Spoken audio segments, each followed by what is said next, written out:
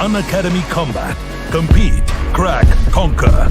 A challenging gate contest engineered to give you an experience like none other. Where you put your knowledge to test and battle it out with the best. To bring out the best in you, Unacademy Combat is the most competitive, gamified contest for gate till date, with the best of the questions by best educators. with detailed video solutions from top educators right after each contest. Combat live with peers to get real-time rankings and win big. Participate in every contest to improve your ratings. Challenging contests every fortnight or alternate Sunday. Live ranking after every question. Big rewards for top rankers. Your passion to crack gate deserves this. Your hard work towards your dream deserves this. Fuel your inner fire for the ultimate gate challenge. Unacademy Combat. Register now.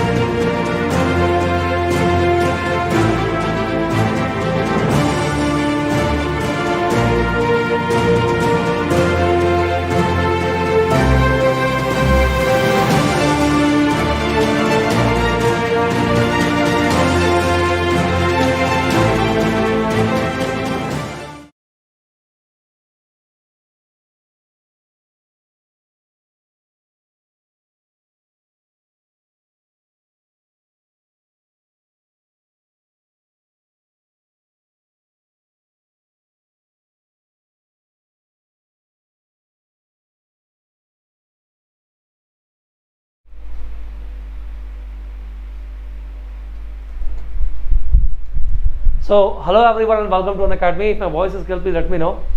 Hello everyone and welcome to Unacademy guys. कैसे हैं आप लोग सब? So, hope कि आप लोग सब अच्छे होंगे. और आज जो है वो हम लोग फिर से एक नया सेशन मैराथन के फॉर्म में लेने आ रहे हैं. हालांकि मैं ये जो लेक्चर है ये कंप्लीट रिकॉर्डेड फॉर्म में आपके अवेलेबल करवा रहा हूँ, बट ये जो कंटेंट है वो बहुत ज़्यादा आपको मदद करेगा पूरे गेट के प्रिपरेशन में. तो यही मेरा एक सिंपल सा एफर्ट है कि आपको एक प्रिसाइज कंटेंट 2.5 से 3 घंटे में आपके सामने पहुंच जाए. Is clear? मैं पहले से लाइव दे रहा था, लेकिन कुछ रीजंस की वजह से, कुछ फैमिली रीजंस की वजह से मुझे इसे रिकॉर्ड करके आपके पास दे रहा है, और अदरवाइज सेशन बहुत ज़्यादा डिले हो रहा था. ठीक है, तो चलिए हम लोग स्टार्ट करते हैं marathon session on state space. Is it clear? Let me introduce myself. My name is Pankaj Singh. I have cleared 4 times in students. My rank is under 100. The subject I take is signal system, control system, and ADC. Okay. In total, I have 11 plus year of teaching experience. Okay. Earlier, I was associated with ACE Academy, where there I served for nearly 6 years, 6 to 7 years actually, and then 1 year before I joined An Academy. So, if you want to enhance your preparation and boost your preparation, then you must use the code, and that code must be Pankaj 11, because Pankaj 11 will not only give you 10% of discount, it will also give my guidance, my preparation strategy also. Is it clear? तो ये सारी चीज़ें आप लोगों को पता होनी चाहिए कि आपको अगर An Academy अगर अच्छे से सिलेक्शन लेना है, अगर सारी चीज़ें अच्छे से ग्रास्प करनी है, तो आपको An Academy में आके लेक्चर्स को स्टार्ट करना चाहिए और इस कोड को लगाना चाहिए। ना मेरे जो स्पेशल क्लासेस हैं वो आपको हर जगह पे इतने सारे फीचर्स के साथ मिल जाएंगे। अभी लास्ट 2 दिनों में मैंने कंट्रोल सिस्टम को पूरा रिवाइज करवाया था, लगभग 20 से 22 घंटे, और अब जो है वो सिग्नल सिस्टम की बारी है। तो आज मैं सिग्नल सिस्टम के लेक्चर्स को जो है वो कवर करने वाला हूँ। इसलिए complete 4 year series, 4 year transform और जेट ट्रांसफॉर्म, लाप्लास ट्रांसफॉर्म को मैं पूरे दिन में आपके लिए लेके आऊँगा ताकि ये रिवाइज हो। और ये सेशन मैं हर दिन हर मंथ में आपको लेके आऊँगा, ताकि लास्ट में ताकि आपको सिग्नल कंट्रोल को जब भी रिवीजन की ज़रूरत पड़े, आप बस वो सिंपल सी प्लेलिस्ट देख लीजिए या लास्ट के 2 दिन 3 दिन के लेक्चर देख लीजिए, राइट, जिससे कि आपका पूरा का पूरा रिवीजन हो जाए, राइट। तो ये सारी चीज़ें आप लोगों को An Academy लर्निंग ऐप पे मिल जाएगी। तो आप इनवाइट कोड Pankaj 11 यूज़ करके आप उस पर डायरेक्टली जाके देख सकते हैं। ना अगर आपने प्लस ज्वाइन नहीं किया तो प्लीज प्लस ज्वाइन करिए। प्लस के अंदर आपको live class, crash course, weekly test, doubt solving sessions, batches आपको इंग्लिश और हिंदी में, और RIB बैचेस पैसेज आपको मिल जाएगा। इसे क्लियर? और सबसे बड़ी बात यह है कि आप अगर अपने प्रिपरेशन को और ज़्यादा पर्सनलाइज करना चाहते हैं तो you must go for Iconic. Iconic में प्लस के जितने बेनिफिट्स हैं वो तो है ही, सर आपको personalise coaching, study planner, study booster, personalise और प्रिपरेटरी स्टडी मटेरियल, ये सारी चीज़ें आपको अलग से मिल जाएगी। तो ये एक बहुत ऑसम प्लान है गाइस आपका An Academy प्लस। और आप ज्वाइन करने के लिए आप इस कोड का यूज़ कर सकते हो Pankaj 11। जैसा कि मैंने कहा, अगर आपको रियल टाइम इंटरेक्शन करना है, रियल टाइम अगर आपको गाइडेंस चाहिए, रियल टाइम आपको रिसोर्स चाहिए, तो लास्ट ईयर भी मैंने गाइड किया था और स्टूडेंट्स के रैंक्स नियरली 1 डिजिट और 2 डिजिट दोनों मैंने अचीव करवाई थी। तो आप भी चाहो तो आप इसका फ़ायदा उठा सकते हो। बहुत सारे स्टूडेंट्स फ़ायदा उठा रहे हैं। तो आप बेसिकली Pankaj 11 का यूज़ ज़रूर करिए और अपने प्रिपरेशन स्ट्रैटेजी को अच्छे से बना सकते हो, प्रिपरेशन को आप बहुत अच्छे से बना सकते हो ना। बहुत सारे फ़ायदे गाइस An Academy प्लस के और यूट्यूब लेक्चर्स और रिकॉर्डेड वीडियोस के। An Academy प्लस आपको लाइव पोल, लीडर बोर्ड, कॉम्पिटिटिव, सबसे मेन फोकस इन्वायरमेंट है। यूट्यूब लेक्चर्स में आपका लेक्चर जो है वो फोकस नहीं होते हैं। कुछ दिनों के बाद आपको इतनी स्पैमिंग होती है कि चीज़ें जो है वो खत्म हो जाती है। इसलिए जो आपका मोटिवेशन है वो पूरा का पूरा खत्म हो जाता है। और आपको हर क्लास के बाद, जैसे कि आपने देखा कुछ दिन से यूट्यूब में नोट्स जो है वो शायद बहुत सारे फैकल्टीज सर्कुलेट नहीं कर पा रहे थे, तो पर यहाँ पे ऐसा नहीं है, आप यहाँ पर डाउनलोड कर सकते हो। 2 सब्जेक्ट एक साथ चलेंगे। सबसे बड़ी बात ये फोकस्ड इन्वायरमेंट रहेगा। क्लासरूम इन्वायरमेंट इतना अच्छा रहता है कि बच्चे सारे सीरियस होते हैं, तो आपको भी मज़ा आता है कि इनके बीच में कम्पीट करें, ठीक है। तो हम बात करें अगर फीस की, तो देखो आइकॉनिक में 2775 पर मंथ की फ़ीस है। अगर आप कोड लगाते हो तो इसमें 2775 रुपये आपका एक मंथ में कम हो जाएगा 24 मंथ के लिए। तो ये नियरली अबाउट 25 के आसपास पड़ेगी, जो कि 80 रुपये पर दिन के हिसाब से पड़ती है। सेम यहाँ पे 1837 विदाउट कोड है। कोड आप लगाइए Pankaj 11 और आपको 10% का डिस्काउंट मिल जाएगा। यानी एक दिन का जो कॉस्ट आएगा वो 60 रुपीज़ के समथिंग का आएगा, जो आपके एक दिन के मूवी कॉस्ट से भी कम है। टॉप लेवल की फैकल्टीज है गाइस, जहाँ पे 2 AR1 है आपके सामने, देखिए आप। इन फैकल्टीज के पास 25 ईयर से भी ज़्यादा का एक्सपीरियंस है, आप जानते हैं इनको। और इसके बाद बहुत सारे फैकल्टीज हैं, including Vishal sir, Varun sir, Bhima Shankar sir, मैं हूँ, VV रेड्डी सर। ये सारे टॉप लेवल की फैकल्टी है, टॉप इंस्टीट्यूट से आपके पास आई हैं। तो आप घर बैठे जो है इस पैंडेमिक सिचुएशन में इनका आप फ़ायदा उठा सकते हैं। तो गाइस, जैसे कि मैंने कहा कि मेरा कोर्स जो है वो लॉन्च होने वाला है 15 सितंबर से। कंट्रोल सिस्टम का कॉम्प्रिहेंसिव 130 घंटे का कोर्स है, कैन यू बिलीव। और ये मैं आपको पूरा नवंबर 24-25 तक कंप्लीट करके आपको दे दूंगा। तो अगर आप चाहते हो कि कंट्रोल को मैं डिफरेंट लेवल पे स्टार्ट करूं, डिफरेंट लेवल पे इसे लेके जाऊं, तो आप बिल्कुल आप इस बैच का फ़ायदा उठा सकते हो। अभी फिलहाल इसमें सिग्नल सिस्टम चल रहा है, जो कि 25 अगस्त से स्टार्ट हुआ EC और EE के लिए। और जनरल स्टडीज़ जो है वो आपका स्टार्ट हो गया है, जो कि 11:30 से हो गया। तो व्हाट आई वांट टू से इज दैट कि सिंपल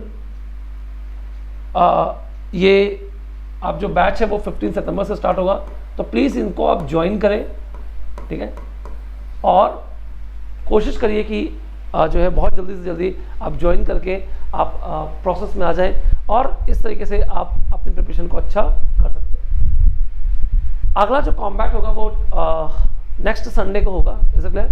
तो जो कॉम्बैट है बेसिकली देखिए इसका पर्पस ये होता है कि आपको रियल टाइम रैंकिंग आपकी किसी भी टाइम पे पता चल सके। तो ये वीकली स्कॉलरशिप एक टेस्ट है, साथ ही साथ आपको प्रिपरेशन अपनी पता करने का एक तरीका है। तो अगर आपके रैंक 1 to 3 आते हैं तो आपको 1 ईयर का गेट सब्सक्रिप्शन, 4 to 10 आते हैं 75% की स्कॉलरशिप, 11 to 50 आते हैं 50% की स्कॉलरशिप, और 51 to 100 अगर आपकी रैंक आती है तो 25% का स्कॉलरशिप आपको जो है वो मिल भी जाता है। साथ ही साथ आपको अपनी रैंकिंग भी पता चल जाती है, ठीक है। तो यहाँ पे भी आप इनवाइट कोड यूज़ कर सकते हो पंकज 11 और सीधे कॉम्बैट में आ सकते हो। चलिए हम लोग स्टार्ट करते हैं। आज का जो हमारा टॉपिक है बहुत इंटरेस्टिंग टॉपिक है, वो है स्टेट स्पेस। और ये यकीन मानिए आप हर साल कंट्रोल सिस्टम में स्टेट स्पेस से लगभग एक क्वेश्चन फिक्स होते हैं और कई बार दो क्वेश्चन जो है वो आ जाते हैं सेम स्टेट मॉडल से। इस ईयर भी एक क्वेश्चन जो है वो आपका आया हुआ था। तो चलिए हम लोग स्टार्ट करते हैं। Okay,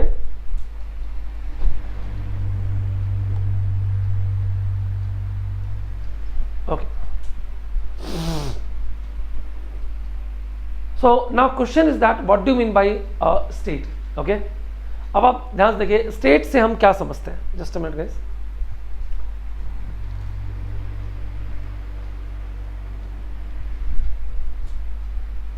okay, so first question is that what do mean by state. देखिए बहुत ध्यान से सर, अगर आपने अभी तक जो कंट्रोल सिस्टम को देखा हो, इसके पहले के जो टॉपिक्स होते हैं उनमें एक चीज जो है वो बहुत फिक्स होती है कि आपने यहाँ पे इनपुट दिया, ठीक है, x ऑफ t, और यहाँ पे जो है वो आपको y ऑफ t मिलता है और आपके पास एक इम्पल्स रिस्पॉन्स होता है h t।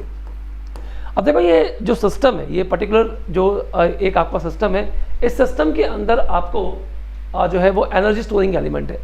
Energy storing element जैसे कि इंडक्टर या कैपेसिटर्स या आपके बेसिकली मैकेनिकल सिस्टम में मास, स्प्रिंग, ये सारे एनर्जी को स्टोर करते हैं, है ना।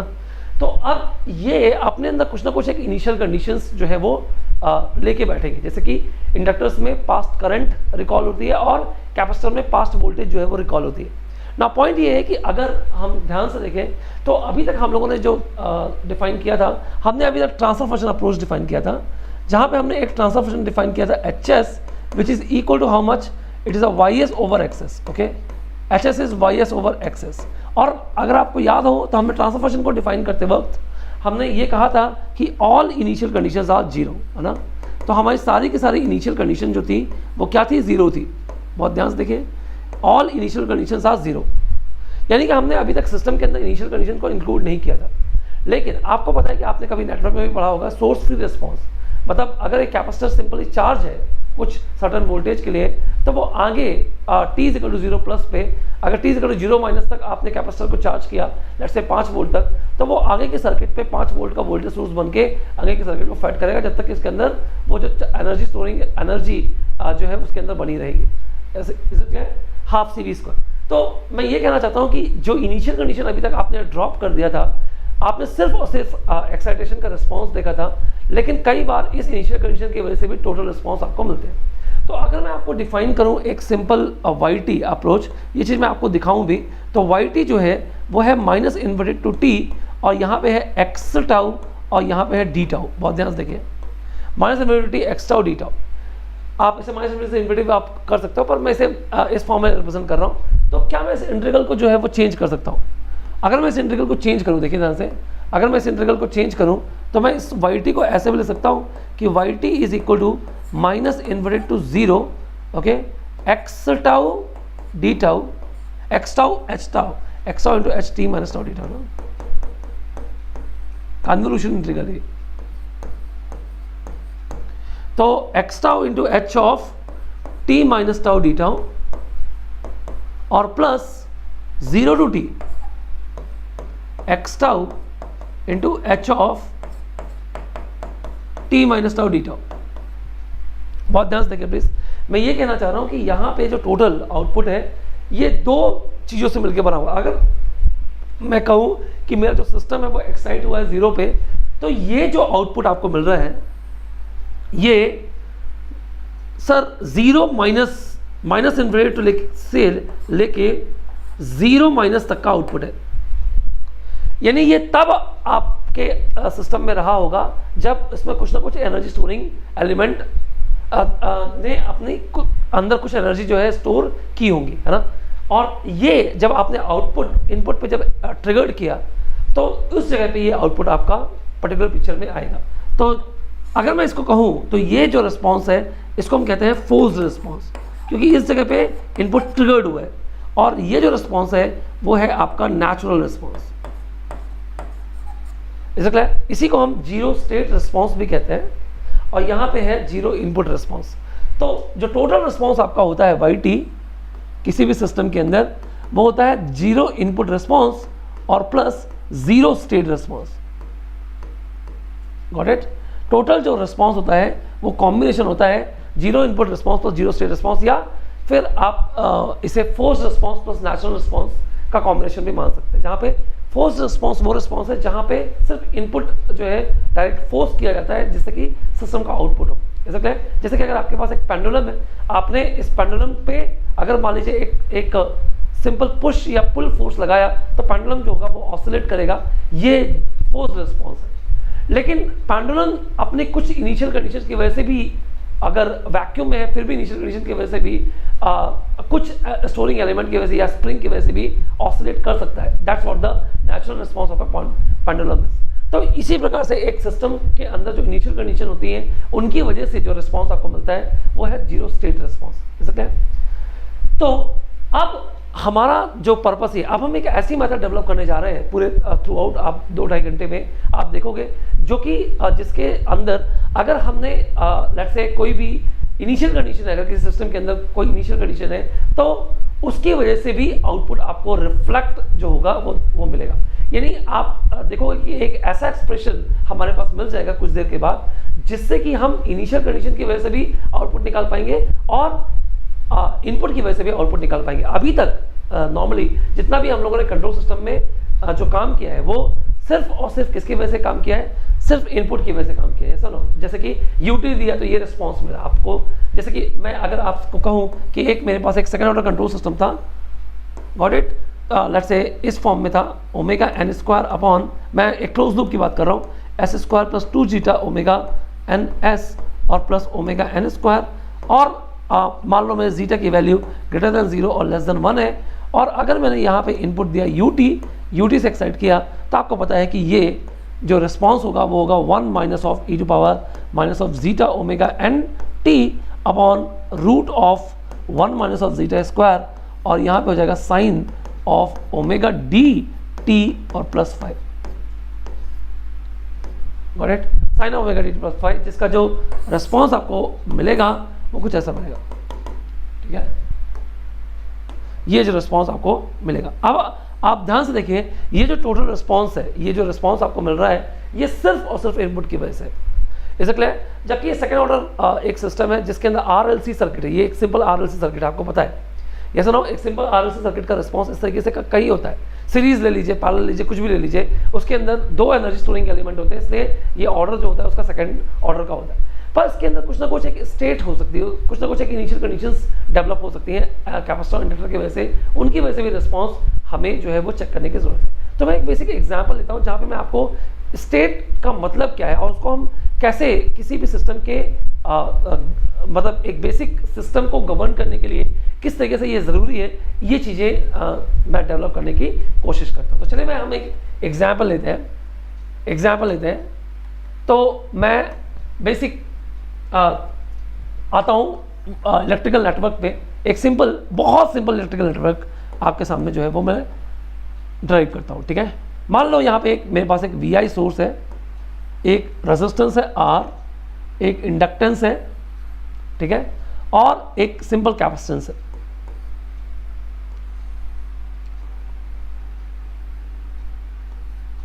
करेक्ट, एक सिंपल रेजिस्टेंस है, कैपेसिटेंस है यहाँ पे।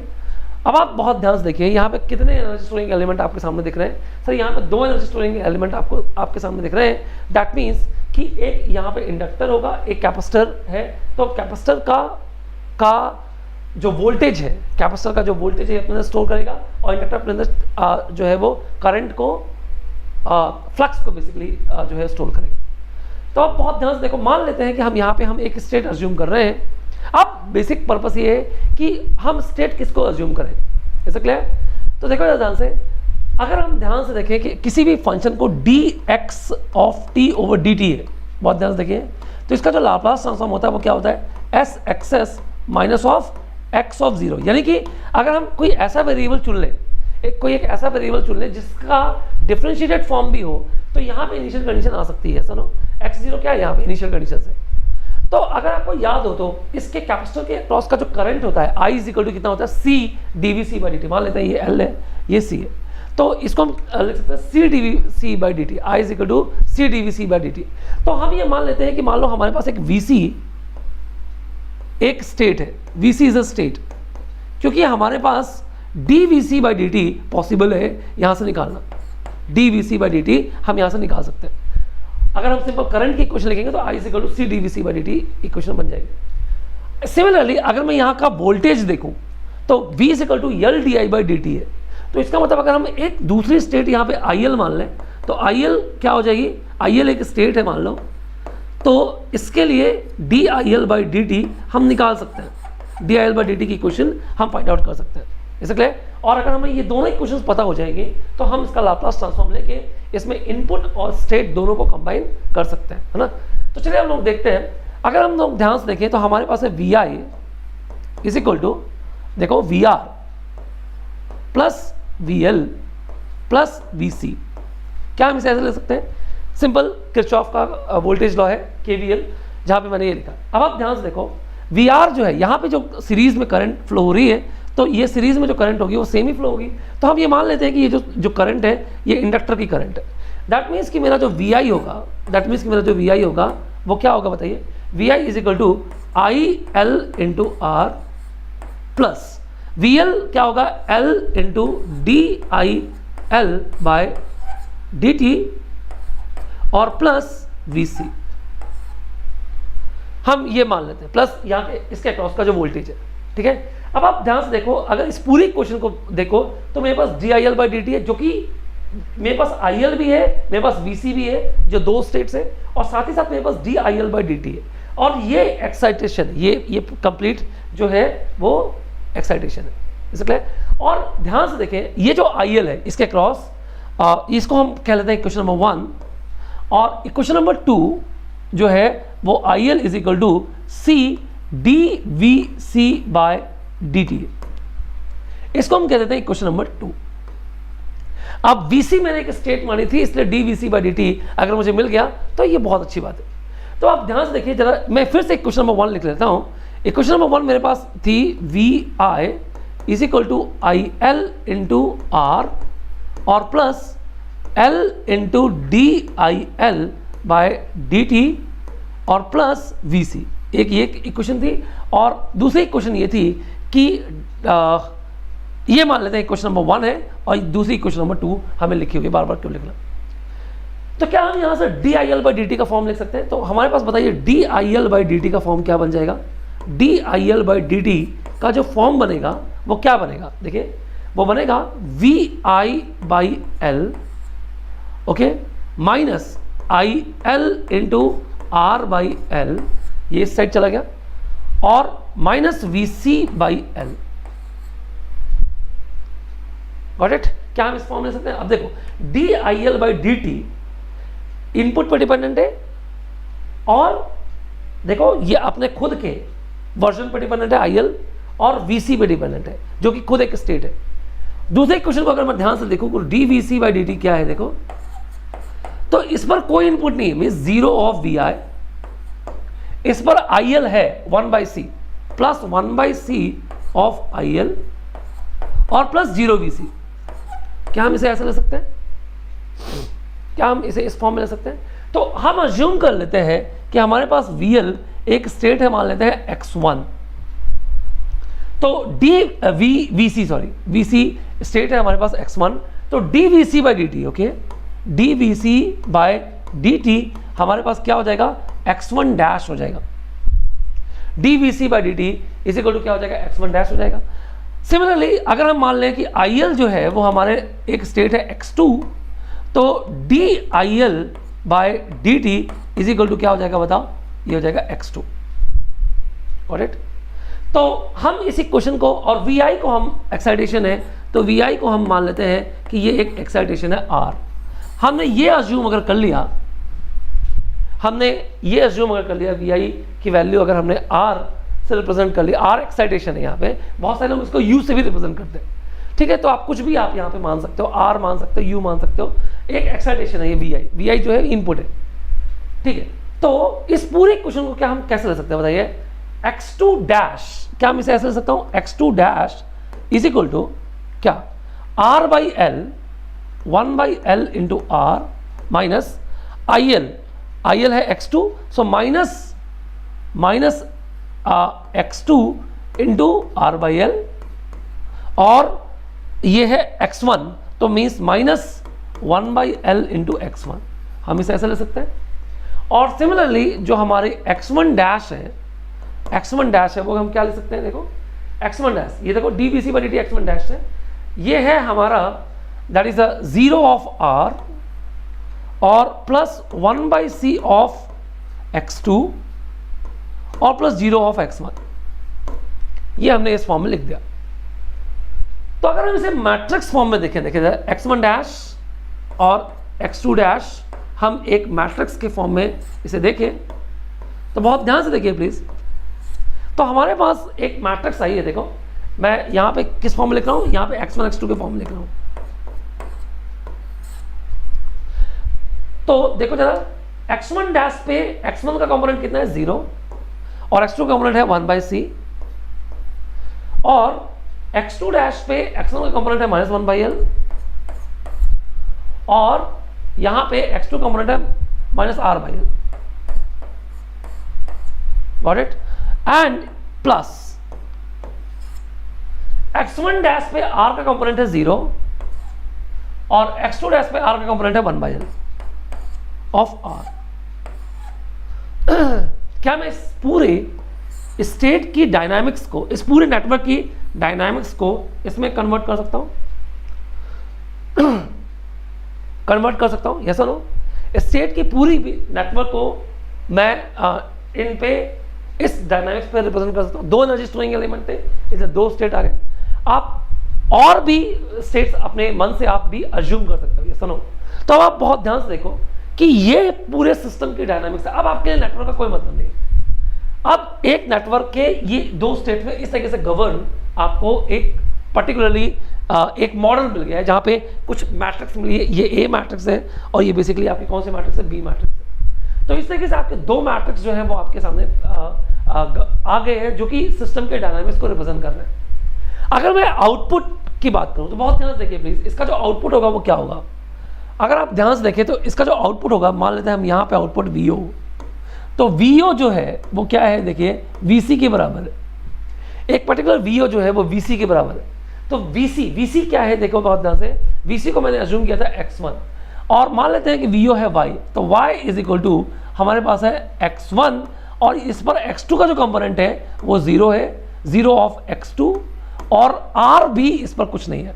मतलब r का मतलब इस इनपुट का डायरेक्ट इफेक्ट इस VO पे नहीं है, मीन्स 0 ऑफ r। तो अगर इसी क्वेश्चन को हम वो मान लें, तो हमारे पास जो y की क्वेश्चन आ गई है वो आ गई है, लेट्स से y की क्वेश्चन जो हमारे पास आई है वो ये x1 plus 0 x2, x1 plus 0 x2 और प्लस r। दैट मीन्स कि मैं y को कैसे ले सकता हूँ, कि मैं इसे ले सकता हूँ, it is nothing but my 1, 0, x1, x2 और प्लस 0, r। मैं इस प्रकार से इस आउटपुट इक्वेशन को लिख सकता हूं। तो ये सिस्टम की, ये बेसिक सिस्टम की एक डायनामिक्स है जो कि हमने इस तरीके से रिप्रेजेंट किया, गॉट इट। और हमारे पास कितने यहाँ पे हमने स्टेट अज्यूम किया है, 2 स्टेट्स हमने अज्यूम किए हैं। तो बेसिकली ये जो स्टेट्स है इनको हम कहते हैं स्टेट वेरिएबल्स। जैसे क्या है, स्टेट वेरिएबल्स आप अपने मन से चुनते हो नॉर्मली। जो नॉर्मल जो कंडीशन है वो ये है कि हम जितने भी डिफरेंशिएटेड वर्जन है उनको उनके नॉर्मल वर्जन को एक स्टेट जो है वो चुनते हैं। जैसे कि अगर हमारे पास इंडक्टर है तो हम इंडक्टर की करंट को जो है वो स्टेट वेरिएबल चुनते हैं कि L D I L by D T है, तो एक जो बेसिकली करंट होगी वो डेफिनेटली एक स्टेट आपकी बनेगी। अब ये जो स्टेट जो वेरिएबल है, इससे क्लियर, ये स्टेट कहलाएंगे और ये इनके वेरिएबल्स हैं। अब अगर आप इनको 2 डायमेंशनल रिप्रेजेंट कर दीजिए, जैसे कि 2 स्टेट है, 2 डायमेंशनल रिप्रेजेंट कर दीजिए, 2 डायमेंशन में आप रिप्रेजेंट कर दीजिए। आपको पता है कि मैट्रिक्स बेसिकली क्या होता है, वेक्टर्स ही होते हैं, वेक्टर रिप्रेजेंटेशन होते हैं। तो अगर आप इन्हें 2 डायमेंशन में रिप्रेजेंट कर रहे हैं तो ये स्टेट स्पेस बन गए। इससे क्लियर, जैसे हम वेक्टर को एक्स वाई जेड कोऑर्डिनेट में रिप्रेजेंट कर सकते हैं, इसी तरीके से हम इन स्टेट्स को हम जो है वो इस स्पेशल कोऑर्डिनेट्स में रिप्रेजेंट कर सकते हैं। ठीक है, तो अगर किसी सर्किट के अंदर 3 स्टेट है, किसी सर्किट के अंदर लेट्स से 3 पर्टिकुलर स्टेट है, तो आप ये कह सकते हो कि हमारे पास 3 इक्वेशंस जो है वो पर्टिकुलरली आ जाएंगे। इसे क्लियर, एक एग्जांपल और मैं आपको देता हूँ। एक एग्जांपल, जैसे कि अगर मैं मान लूँ, मैं इसका ये मैं पूरा करवाऊंगा नहीं, पर आप इसे थोड़ा करने की कोशिश करिएगा। मान लो यहाँ पे एक R है और यहाँ पे मैं कह दूँ कि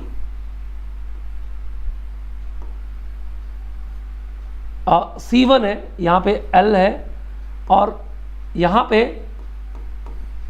C2 है। करेक्ट, ये C2 है। तो बताओ कितनी स्टेट्स आप यहां पे चुनोगे। ठीक है, यहां पे आउटपुट इसके क्रॉस आ रहा है, कितने स्टेट आप चुनोगे। एक तो आप चुनोगे VC1, तो मेरे पास क्या होनी चाहिए, dVC1 बाई dt। दूसरी आपने स्टेट चुनी VC2, तो मेरे पास क्या होनी चाहिए, dVC2 बाई dt। और एक होनी चाहिए IL, तो मेरे पास होनी चाहिए DIL बाई dt। तो मेरे पास 3 एनर्जी स्टोरिंग एलिमेंट है, इसलिए मेरे पास 3 स्टेट्स यहाँ पे पॉसिबल्स हैं, बिल्कुल। और 3 स्टेट्स का जो भी रिप्रेजेंटेशन होगा, जो भी स्पेस में रिप्रेजेंटेशन होगा, आपको KVL, यहाँ पे ये VI है, आपको सिंपल KVL लगा के जो है वो देख लेना है। जैसे क्लियर, जैसे कि इस जगह पर जो पोटेंशियल होगा वो होगा VC1 और इस जगह पर जो पोटेंशियल होगा वो होगा VC2। मैंने ग्राउंड यहाँ माना है। जैसे क्लियर, तो आप एक इक्वेशन लिख सकते हो कि let's say complete VCL is voltage across this one plus VC2, so voltage across this one is DL DIL by dt plus VC2। आप ये मान सकते हो। ऐसा क्लियर। और आप अगर आप करंट मान लो यहाँ पे जो है वो करंट हम ये मान लेते हैं कि इस जगह पे जो करंट फ्लो हो रही है वो है IL और इस जगह पे जो करंट फ्लो हो रही है वो हो रही है IC1। इस जगह पे जो करंट फ्लो हो रही है IC1, तो यहाँ पे जो करंट फ्लो होगी वो होगी IC1 और प्लस क्या, IL। किरचॉफ करंट लॉ से, इसलिए। और IC1 आपको पता है C1 dVC1 बाई dt हो जाएगा। IC1 is what, C1 dVC1 by dt हो जाएगा। तो इसके क्रॉस एक आप यहां पे मैच लिख लीजिए, यहां पे आप मैच लिख लीजिए, इसे क्लियर। और एक करंट आप ये IL ही यहाँ पे जो है वो यहाँ पे जा रही है, तो यहाँ पे VC2 की एक इक्वेशन लिख लीजिए। तो मैं कोशिश करता हूँ लिखने की, प्लीज़ एक बार चेक कर लीजिएगा, मैट्रिक्स आप ही बनाएंगे, इसलिए। तो सबसे पहले मैं लिख लेता हूँ कि VC1 plus L DIL by dt, VC1 is equal to actually, चलो VC1 is equal to L DIL by dt plus VC2। इसे क्लियर, ये पहली क्वेश्चन हो गई। दूसरी क्वेश्चन क्या हो जाएगी, देखो VI is equal to R IC1। अब देखो जरा, I is equal to C1 DV R C1 dVC1 by dt और प्लस R इंटू IL और प्लस VC1। देखो इसके across this one plus VC1। ये होगी क्वेश्चन नंबर 2। ध्यान देना प्लीज, एक बार देखिए ध्यान से, देखो इसके क्रॉस का ड्रॉप, इसके ये नेट वोल्टेज सोर्स, इस net voltage is equal to इसके क्रॉस का ड्रॉप अपॉन इसके क्रॉस का ड्रॉप।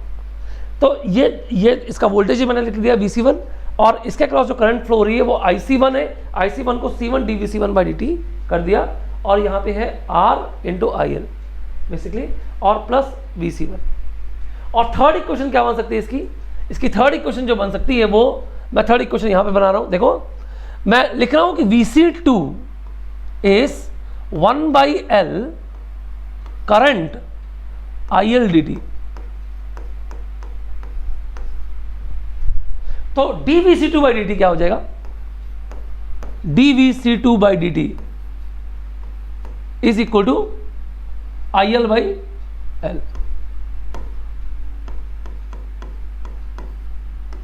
ठीक है, कहीं भी कोई गलती होगी तो बताइएगा। ये थर्ड इक्वेशन है। अब देखो यार, सर क्या मुझे dVC1/dt मिल गया? बिल्कुल मिल गया। यहां से देखो dVC1/dt यहां से मिल जाएगा। क्या मुझे dIL/dt मिल गया? हाँ, यहां से मिल जाएगा। क्वेश्चन नंबर 1 से dIL/dt मिल जाएगा। क्या मुझे dVC2/dt मिल गया? क्या dVC2/dt मिल गया क्या? हाँ बिल्कुल, यहां से मिल गया। इसलिए और ये जो है वो है IL ही है। और क्या जितने भी यहाँ पे वेरिएबल्स हैं, क्या ये VC1, VC2 और IL के टर्म्स में ही है? कोई अदर वेरिएबल नहीं है। तो देखो यहाँ पे VC1 है और VC2 है। बिल्कुल, यहाँ पे देखो सर, यहाँ पे VC1 है और IL है, VC2 नहीं है। ठीक है, पर यहाँ पे VI मतलब R एक्साइटेशन है, और दूसरी जगह पे देखो यहाँ पे IL है, मतलब ये उसी फॉर्म में ही है। इसे क्लियर? अच्छा, तो मैं क्या मान लूँ? VC1 को मैं लेट्स से अज्यूमिंग VC1 को मैं मान लेता हूँ X1, तो ये मैं मान लूंगा X1 डैश, इसको मान लेता हूं X2, तो ये मैं मान लूंगा X2 डैश, और इसको मान लूंगा मैं X3, और ये हो जाएगा X3 डैश। तो आप X1 dash, X2 dash, X3 dash की equation in terms of X1, X2, X3 और R के टर्म्स में लिख लीजिए, और इसके बाद आपके पास एक मैट्रिक्स जो होगा वो आ जाएगा। That is the homework for you.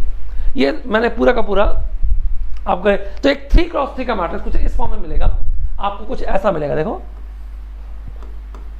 X1 dash, X2 dash, X3 dash is equal to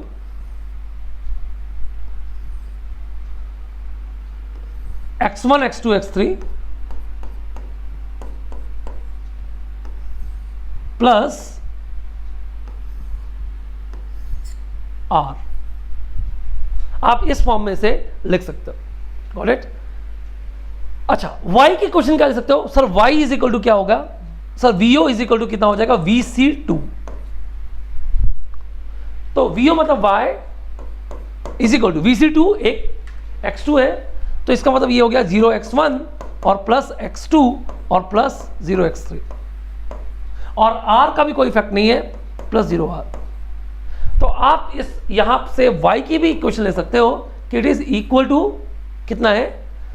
0 1 0 0 1 0 of X1, X2, X3। आप इस तरीके से ये बना सकते हो, और प्लस 0R।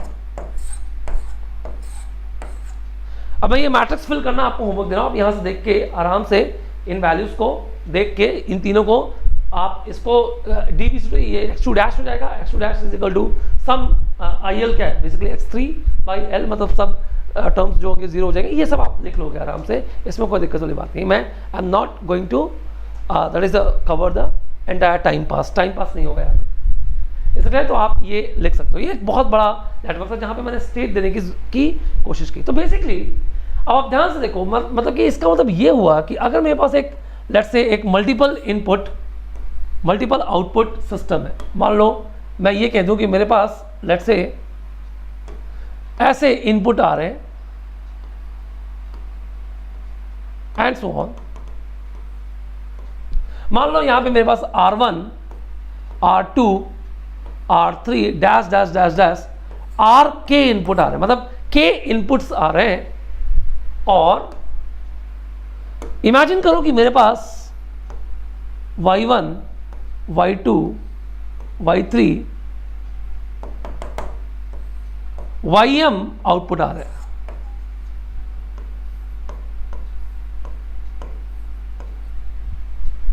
m आउटपुट आ रहे हैं, k इनपुट आ रहे हैं। जरूरी नहीं कि k हमेशा m के बराबर ही हो सकता है कि सिस्टम के अंदर 3 एक्साइटेशन वर्क कर रहे हो पर आउटपुट आप 2 ही ले रहे हो, 2 ही जगह पे आउटपुट आप ले रहे हो। तो जरूरी बिल्कुल भी नहीं है कि सिस्टम के अंदर जो है वो जितने नंबर ऑफ इनपुट होना चाहिए उतना आउटपुट होना चाहिए, वो डिपेंड करता है। वाइस वर्सा आल्सो ट्रू, मतलब आप एक ही उस पर 3 जगह पे आउटपुट ले रहे हो, ऐसा क्लियर? तो 3 आपके आउटपुट स्टेट्स बन जाएंगे पर एक्साइटेशन आपका इन जनरल कॉमन जो होगा वो क्या होगा, केवल एक ही होगा। तो और मान लीजिए ये सबसे इंपॉर्टेंट, अब यहाँ पे ये सबसे इंपॉर्टेंट है, और हम ये मान लेते हैं कि मेरे पास एक स्टेट है x1, मेरे पास एक स्टेट है x2, मेरे पास एक स्टेट है x3 अप टू मेरे पास स्टेट है मान लो xn, मतलब बेसिकली xn, हाँ यस, बेसिकली मेरे पास n स्टेट्स हैं, k इनपुट है,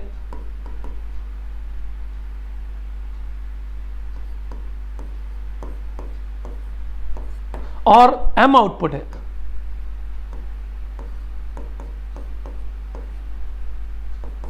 और ये जो सिस्टम है वो मल्टीपल इनपुट मल्टीपल आउटपुट का सिस्टम है। तो एक सिस्टम की जो इक्वेशन है वो नॉर्मली, अब इसी एग्जांपल्स के अकॉर्डिंगली जो हमने अभी प्रीवियस देखा, हम इस फॉर्म में ले सकते हैं कि x dash is equal to some matrix A into x और plus B into some matrix, sorry that is B into a some matrix of R। मैं R ले रहा हूं, आप U ले सकते हैं, कोई इशू नहीं है। और सिमिलरली आपका जो Y होगा वो होगा C of some matrix X और प्लस यहां पे D और सम मैट्रिक्स R, मतलब आप इन सबको चाहो तो ब्लॉक में, सब मैट्रिक्स ही हैं।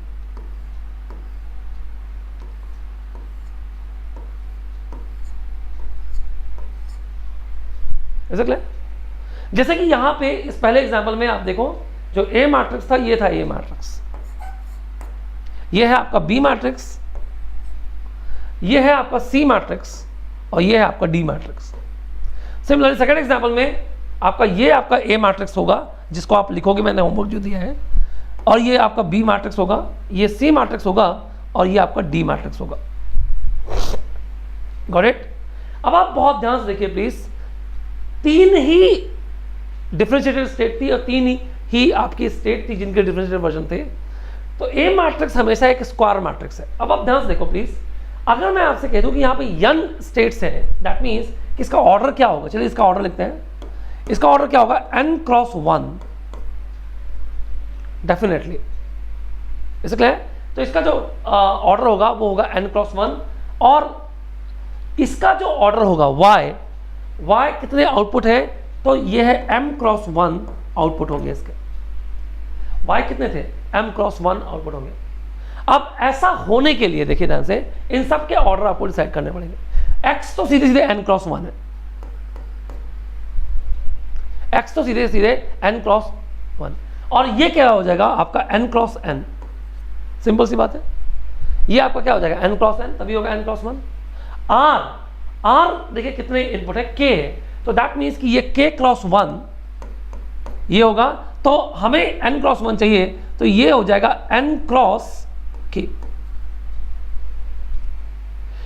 तो अगर मैं ये कह दूं कि मेरे r की वैल्यू 1 है, तो मैं दैट मीन्स कि b जो होगा एक कॉलम मैट्रिक्स होगा, b कॉलम मैट्रिक्स होगा। अगर r इनपुट एक्साइटेशन 1 है तो b एक कॉलम मैट्रिक्स होगा, पर जरूरी नहीं है कि b एक कॉलम मैट्रिक्स ही हो, वो डिपेंड करेगा कितने इनपुट सिस्टम पे आ रहे हैं। अगर 2 इनपुट आ रहे हैं तो ये आपका, और 2 ही स्टेट है, तो ये 2 क्रॉस 2 का मैट्रिक्स बन जाएगा।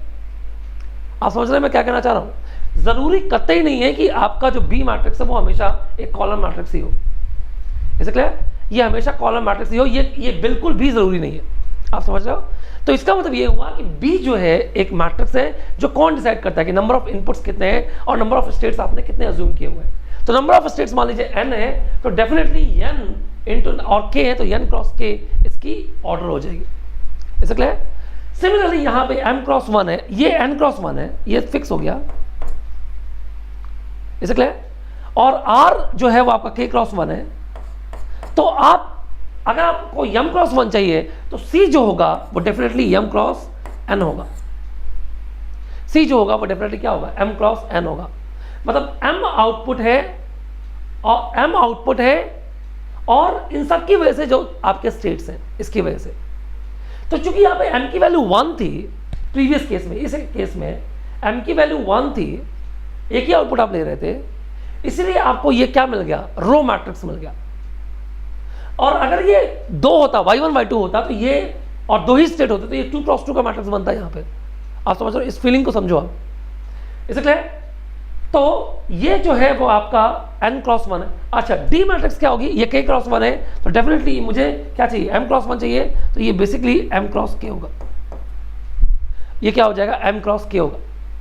d क्या होता है? देखो, ये इसको हम कहते हैं ट्रांसमिशन मैट्रिक्स, मतलब इनपुट का आउटपुट पे कितना रोल है, इनपुट का आउटपुट पे कितना रोल है, that's it's known as a transmission matrix. इसी को हम कहते हैं ट्रांसमिशन मैट्रिक्स। ठीक है, इनपुट का आउटपुट पे जो रोल होता है इसी को हम कहते हैं ट्रांसमिशन। ये है इनपुट स्टेट मैट्रिक्स, ये है आउटपुट स्टेट मैट्रिक्स, ये है इनपुट मैट्रिक्स। ऐसा क्या है? तो ये है इनपुट स्टेट मैट्रिक्स, ये है output state matrix. A is known as a input state matrix और ये है output state matrix, output state matrix. B ये जो है आपका इनपुट मैट्रिक्स है, इनपुट की प्रॉपर्टीज को शो कर रहा है। डी जो है वो है ट्रांसमिशन मैट्रिक्स, ट्रांसमिशन मैट्रिक्स। और ये जो कंप्लीट जो रिप्रेजेंटेशन है ये आपका कहलाता है स्टेट स्पेस रिप्रेजेंटेशन। इसी को हम कहते हैं स्टेट स्पेस रिप्रेजेंटेशन। बात क्लियर है? इसी को हम जो है वो स्टेट स्पेस रिप्रेजेंटेशन से डिनोट करते हैं। अब देखो, आपके जो कोर्स में आपके जो मतलब सिलेबस में बेसिक जो क्वेश्चंस आपसे पूछे जाते हैं, है ना, वो क्या पूछे जाते हैं? देखो, आपको कोई एक इलेक्ट्रिकल नेटवर्क दिया होगा, आपको कोई एक इलेक्ट्रिकल नेटवर्क दिया होगा, आपको कोई एक डिफरेंशियल इक्वेशन गिवन होगी, आपको कोई एक ट्रांसफर फंक्शन गिवन होगा, आपको कोई एक एसएफजी गिवन होगा, और इन सब को आपको स्टेट मॉडल में कन्वर्ट करना होगा। यानी बेसिकली ए, बी, सी और डी मैट्रिक्स में कन्वर्ट करना होगा, जैसा अभी भी हमने इलेक्ट्रिकल नेटवर्क के साथ किया। तो इलेक्ट्रिकल नेटवर्क के साथ हमने यही किया कि किसी भी इलेक्ट्रिकल नेटवर्क को हमने ABCD मैट्रिक्स में कन्वर्ट कर दिया, और इसके बाद हमने इसको इस फॉर्म में जो है वो रिप्रेजेंट कर दिया, हमने उसको इस फॉर्म में रिप्रेजेंट कर दिया। सिमिलरली अगर हमारे पास कोई डिफरेंशियल इक्वेशन गिवन हो तो हम उसको स्टेट मॉडल में रिप्रेजेंट कर सकते हैं। सिमिलरली कोई अगर ट्रांसफर फंक्शन गिवन हो तो हम उसको स्टेट मॉडल में रिप्रेजेंट कर सकते हैं, और अगर हमें कोई SFG गिवन हो, सिग्नल फ्लो ग्राफ गिवन हो, तो हम उसको स्टेट मॉडल में कन्वर्ट कर सकते हैं। चलिए 1 by 1 हम जो है वो लेते हैं। जैसे हमारे पास एक डिफरेंशियल इक्वेशन है, मान लो हमारे पास एक इक्वेशन है D3 of let's say yt over dt3 और प्लस 4 d2y बाय dt2 और प्लस 5 dy बाय dt और plus 6yt is equal to 3xt है। इमेजिन करिए कि ये मेरे पास डिफरेंशियल इक्वेशन गिवन है और किसी ने कहा कि convert into the state model, convert into the state model. अब हम स्टार्ट करते हैं। देखो ये तो फिक्स बात हो गई कि ये जो है ये तो R है, ये एक्साइटेशन है। अब हम स्टेट अज्यूम करते हैं, मान लेते हैं कि यहां पे हमने अज्यूम किया स्टेट कि ये है x1, yt से स्टार्ट करते हैं, ये स्टेट x1 है, तो ये क्या हो जाएगा? डेफिनेटली ये क्या हो जाएगा? ये हो जाएगा x1 डैश। इसको हम मान लेते हैं कि ये है x2, इसको हम मान लेते हैं ये है x2। सर तो डेफिनेटली ये क्या होगा बताओ? ये हो जाएगा x2 डैश और इसको हम मान लेते हैं कि ये है x3 और ये हो जाएगा x3 डैश। तो लीजिए मेरे पास एक क्वेश्चन आ गई, क्या आ गई sir, x3 dash is equal to, मैं इस पूरी चीज को उठा के यहां पर रख देता हूं। देखो मुझे x3 x2 x1 और r के टर्म्स में चाहिए। अभी आपने देखा ना, यही मुझे 3 इक्वेशन चाहिए, तो ये क्या हो जाएगी बताओ, इस पूरे उसके टर्म्स में ये हो जाएगा 4x3 means 3r minus, sir ये सब माइनस उधर जाएंगे तो 4x3 और -5 ऑफ क्या x2 और क्या 6 ऑफ x1, ये हो गया, ये क्वेश्चन निकल के आ गई। और हमारा जो x2 डैश है वो 0r plus x2 dash x3 के बराबर है प्लस x3 प्लस 0x2 और प्लस 0x1 के बराबर है। सिमिलरली हमारा जो x1 डैश है, वो देखिए क्या है, x1 डैश जो होगा वो 0r plus 0x3 plus x2 plus what 0x1 और प्लस r के बराबर है। Is it clear? तो इस तरीके से हमारे x1 x2 x3 की इक्वेशन आ गई। तो अगर हम यहां पे लिखें x1 डैश और यहां पे लिखें x2 डैश और यहां पे लिखें x3 डैश और यहां पे बस x3 डैश, तो हमारे पास जो इक्वेशन आ जाएगी वो आ जाएगी, देखो x1 डैश के लिए क्या है सर, सिर्फ x2 है, मतलब 0 1 0,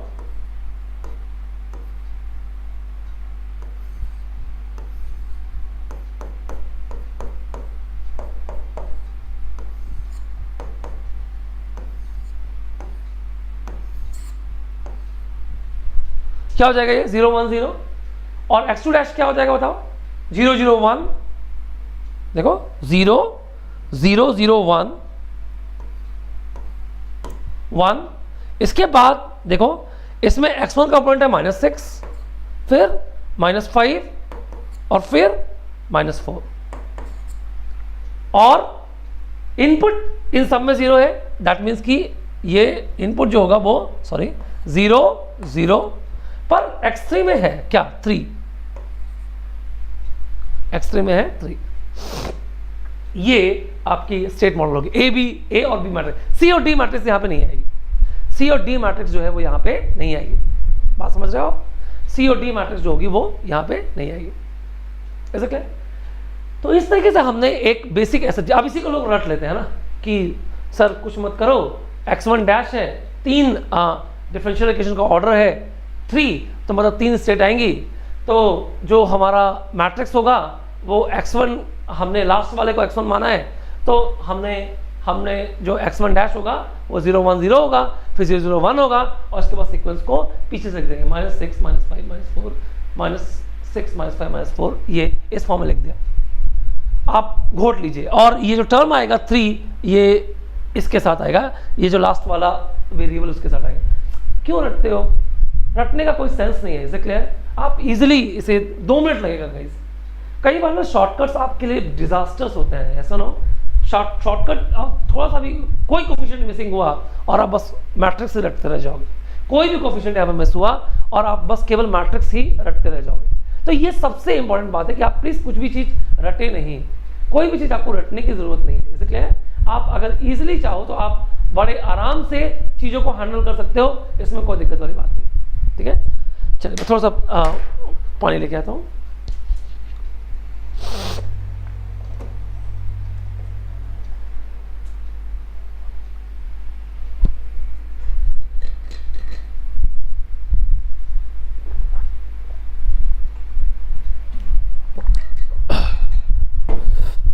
और मैं आपको इतना बता रहा हूं कि अगर आप स्टेट मॉडल जितना मैं आपको 2.5-3 घंटे में पढ़ा दूंगा, अगर आपने इनको ईमानदारी के साथ कर लिया, यही एग्जाम में आता है, आप उठा के कर लीजिए, लास्ट आप 25 ईयर से केट के पेपर कर लीजिए, इसको करने के बाद अगर आपने ईमानदारी के साथ कुछ क्वेश्चंस की प्रैक्टिस की है तो आप सारे के सारे गेट के प्रॉब्लम कर लोगे, जितना मैं आपको कंटेंट दे रहा हूँ।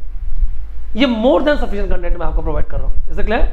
मोर देन सफिशिएंट कंटेंट मैं आपको प्रोवाइड कर रहा हूँ, और इतना क्रिस्प आप पूरे यूट्यूब में ढूंढते रह जाइए, कहीं पर नहीं मिलेगा, ठीक है? चले, तो हमने स्टेट मॉडल डिफरेंशियल इक्वेशन का देख लिया। अब हम स्टेट मॉडल देखते हैं ट्रांसफर फंक्शन के लिए। मान लीजिए आपके पास एक ट्रांसफर फंक्शन है HS, जो कि है let's say YS by XS, और हम एक एग्जांपल लेते हैं, यह है S स्क्वायर प्लस कितना, लेट्स से 2S प्लस 4 है upon let's say S cube और प्लस 4S स्क्वायर और प्लस 5S और प्लस 7 है। किसी ने कहा कि can you convert into the state model, क्या आप इसका ABCD मैट्रिक्स जो है वो निकाल सकते हो, और हर चीज का मैं आपको डिराइवेशन दे रहा हूं, मतलब कोई भी चीज हवा में नहीं कि इसका ऐसा रट लो इसका ऐसे रट लो, नहीं। इसलिए आपको भले एग्जाम्पल्स, हाँ ये आप कह सकते हो कि इस पूरे सेशन में एग्जाम्पल्स जो हैं वो आपने सर बहुत कम से कम किए, तो एग्जाम्पल्स के लिए आपने लक्ष्य बैच देख सकते हो, मैंने भरमार एग्जाम्पल किए हैं। इसलिए लक्ष्य बैच आप जाके देखिए, अगर आप एग्जाम्पल देखना है दैट मीन्स आपके पास बहुत टाइम है। अगर एग्जाम्पल आपको देखना है आप जाके लक्ष्य बैच देखिए। अगर आपको सिर्फ रिवाइज करना है स्टेट मॉडल को 2-2.5 घंटे में, अगर आपको बेसिक कॉन्सेप्ट रिवाइज करना है तो ये लेक्चर आपके लिए एक वरदान होगा। इसलिए तो मैंने हर चीज़ों को, अब जैसे मैंने अगर लक्ष्य बैच आप देखें तो मैंने स्टेट मॉडल कम से कम नहीं तो 8 घंटे पढ़ाए। वहाँ पे मैंने JCF भी करवाया, CCF भी करवाया, OCF भी करवाया, DCF भी करवाया, आइगन फंक्शंस भी निकलवाया, ये सारी चीज़ें मैंने आपको फाइंड आउट करवाई। इसलिए तो आप प्लीज़ एक बार उनको, अगर जिनको भी नहीं ये क्लियर हो रहा है कि ये कैसे आ रहे हैं ये सारी चीज़ें, तो आप एक बार उनको आप रेफर कर सकते हो। इसका मतलब आप इंटरेस्टेड हो हायर कंटेंट के लिए, तो आप जाके देख सकते हो। ये उनके लिए है जिनके पास समय केवल 2.5 घंटे का है। ये कंटेंट किसके लिए उपयोगी है, जिनके पास समय ही केवल 2.5 घंटे का है, या जिन्होंने स्टेट स्पेस कर रखा है उनको रिवीजन करना है। तो ये मैं प्लीज़ हम्बल रिक्वेस्ट कर रहा हूँ कि आप प्लीज़ जो है वो अनॉय मत होइएगा कि सर जो है वो 2.5-3 घंटे में पूरा स्टेट स्पेस जो है कवर कर देना है। ये मैं उनके लिए दे रहा हूँ जो स्टेट स्पेस का कंप्लीट रिवीजन चाहते हैं। ठीक है, चलिए तो आप इस देखिए जरा YS बाई XS को हम क्या इस फॉर्म में ले सकते हैं, इस फॉर्म में ले सकते हैं क्या, YS by XS is equal to that is it is a YS by WS into WS by XS। Definitely कर सकते हैं। तो जरा मैं WS बाई XS को मैं लिखता हूं डिनोमिनेटर वाला पार्ट, मतलब इज इक्वल टू 1 बाय कितना S क्यूब और plus 4S square plus 5S plus 7, और YS बाई WS को मैं लिखता हूं न्यूमरेटर वाला part S square plus 2S plus 4। अब आप ध्यान से देखो, इन दोनों को जब आप मल्टीप्लाई करोगे तो ट्रांसफर फंक्शन पूरा आपको मिल जाएगा, है ना। क्रॉस मल्टीप्लिकेशन कर लो तो मेरा एक्सेस हो गया, वो क्या हो जाएगा S cube WS plus 4S square WS plus 5S WS और प्लस 7 WS। यही हो गया 5S WS प्लस 7 WS, यही हो जाएगा। अब आप इसका इनवर्स आपस में ले लो, तो मैं इसको ऐसा लिख रहा हूं, इसे D3 of WT over DT3 और प्लस क्या 4D2 WT over DT2 plus 5D by DT of WT और plus 7 WT is equal to XT। अब आप देखिए ध्यान से, यही चीज मैंने अभी आपको यहां पे करवाई, देखो यही चीज मैंने आपको यहां पे भी करवाई, यही सेम। Is it clear? और सिमिलरली यहां पे आप क्या लिख सकते हो, YS is equal to S square WT S square WS plus 2S WS और प्लस 4 WS। सही है भाई, S square WS plus 2S WS plus 4 WS। ये मान लो ये एक क्वेश्चन ऐसे गिवन है, तो आपको YT is D2 of WT over DT2 plus 2D by DT of WT plus 4 WT। ये एक क्वेश्चन है। कर सकते हैं हम। अब आप स्टार्ट करिए। तो मेरे पास है d3 of wt by dt3 plus 4 d2 of wt over dt2 और plus 5 d by dt of wt plus 7 wt is equal to x3। Start करिए।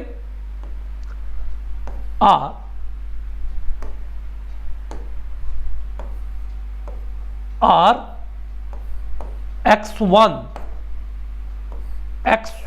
dash x2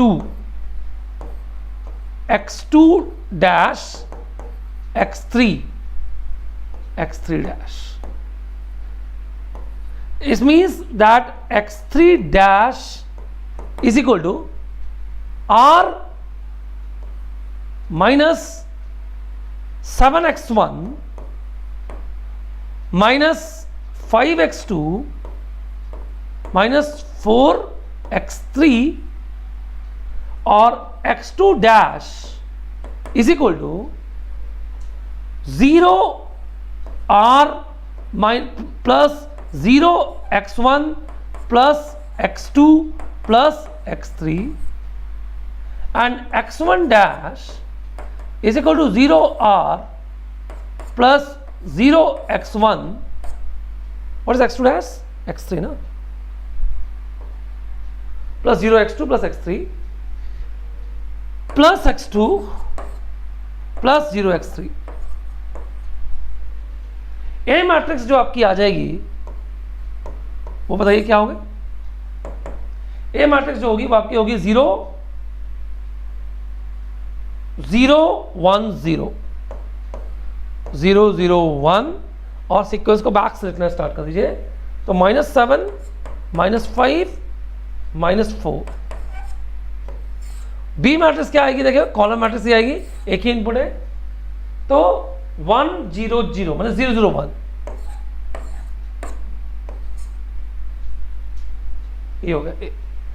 अब लेकिन यहां से आपकी सी मैट्रिक्स भी आ जाएगी। देखो तो आपका जो yt था वो क्या था?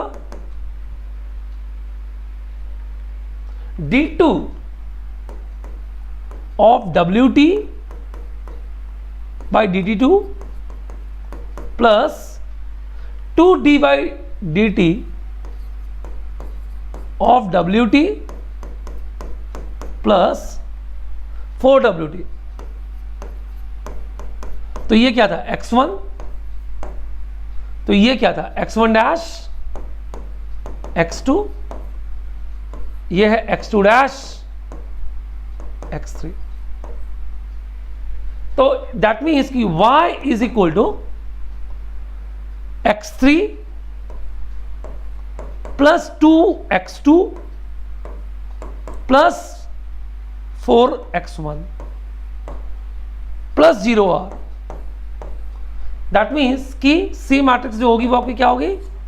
4 2 1 और डी मैट्रिक्स जो होगी वो होगी 0। शॉर्टकट भी चाहो तो आप बना सकते हो। देखो 4 2 1, देखो 4 2 1 अपोजिट लिख दिया। इसमें सर 0 1 0 0 0 1 ए मैट्रिक्स, 0 1 0 0 0 1 -7 -5 -4 बी मैट्रिक्स केवल यहां पे है, जो लास्ट फर्स्ट स्टेट है वहीं पे 1 है। तो 0 0 1 डी मैट्रिक्स ऑलरेडी 0 है। अब आप शॉर्टकट बना लो, कुछ भी कर लो, रट लो, कैसा भी कर लो, वो आपके ऊपर है। बट यकीन मानिए इससे आसान आप कुछ भी नहीं कर सकते। इसलिए और ये सब है कैनोनिकल फॉर्म। इसलिए ये सारे फॉर्म कहलाते हैं कैनोनिकल फॉर्म। कैनोनिकल फॉर्म में हम इन्हें क्या कर रहे हैं? रिप्रेजेंट कर रहे हैं। इसलिए तो सिंपल कैनोनिकल फॉर्म जो है वो आपको गिवन है। अब ट्रांसफॉर्मेशन हो गया। अब हमारे पास एक ही चीज बची है, वो है एसएफजी। क्या हम किसी एसएफजी को स्टेट मॉडल में कन्वर्ट कर सकते हैं? और एक बार स्टेट मॉडल आ गया ABCD, तो फिर हम इसको कैसे आगे प्रोसेस करना है वो चीजें फिर हम लोग क्लियर करेंगे। तो जब आप बहुत ध्यान से देखिए प्लीज, एक मान लो मैं एक एसएफजी बना रहा हूं मान लो यहां पे एक नोड है, यहां पे एक नोड है,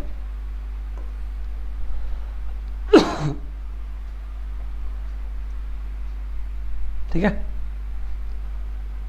ये है मान लो S इनवर्स और ये है S इनवर्स, और मान लो यहां पे भी S इनवर्स है और यहां पे है ऐसा, ठीक। अब देखो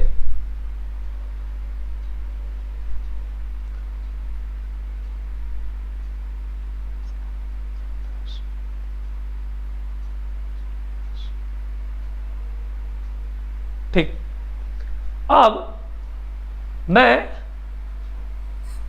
यहां से ले रहा हूं माइनस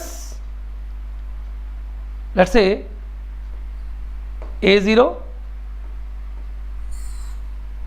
यहां से ले रहा हूं लेट्स से माइनस A1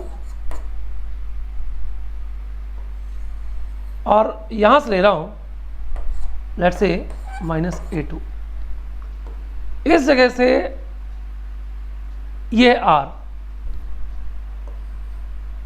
और ये है बेसिकली C, यहां पे है B1,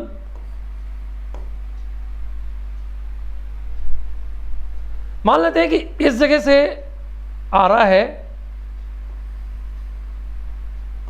B2, मान लो B0 ले लो, चलो ये है B1 और इस जगह से आ रहा है B2।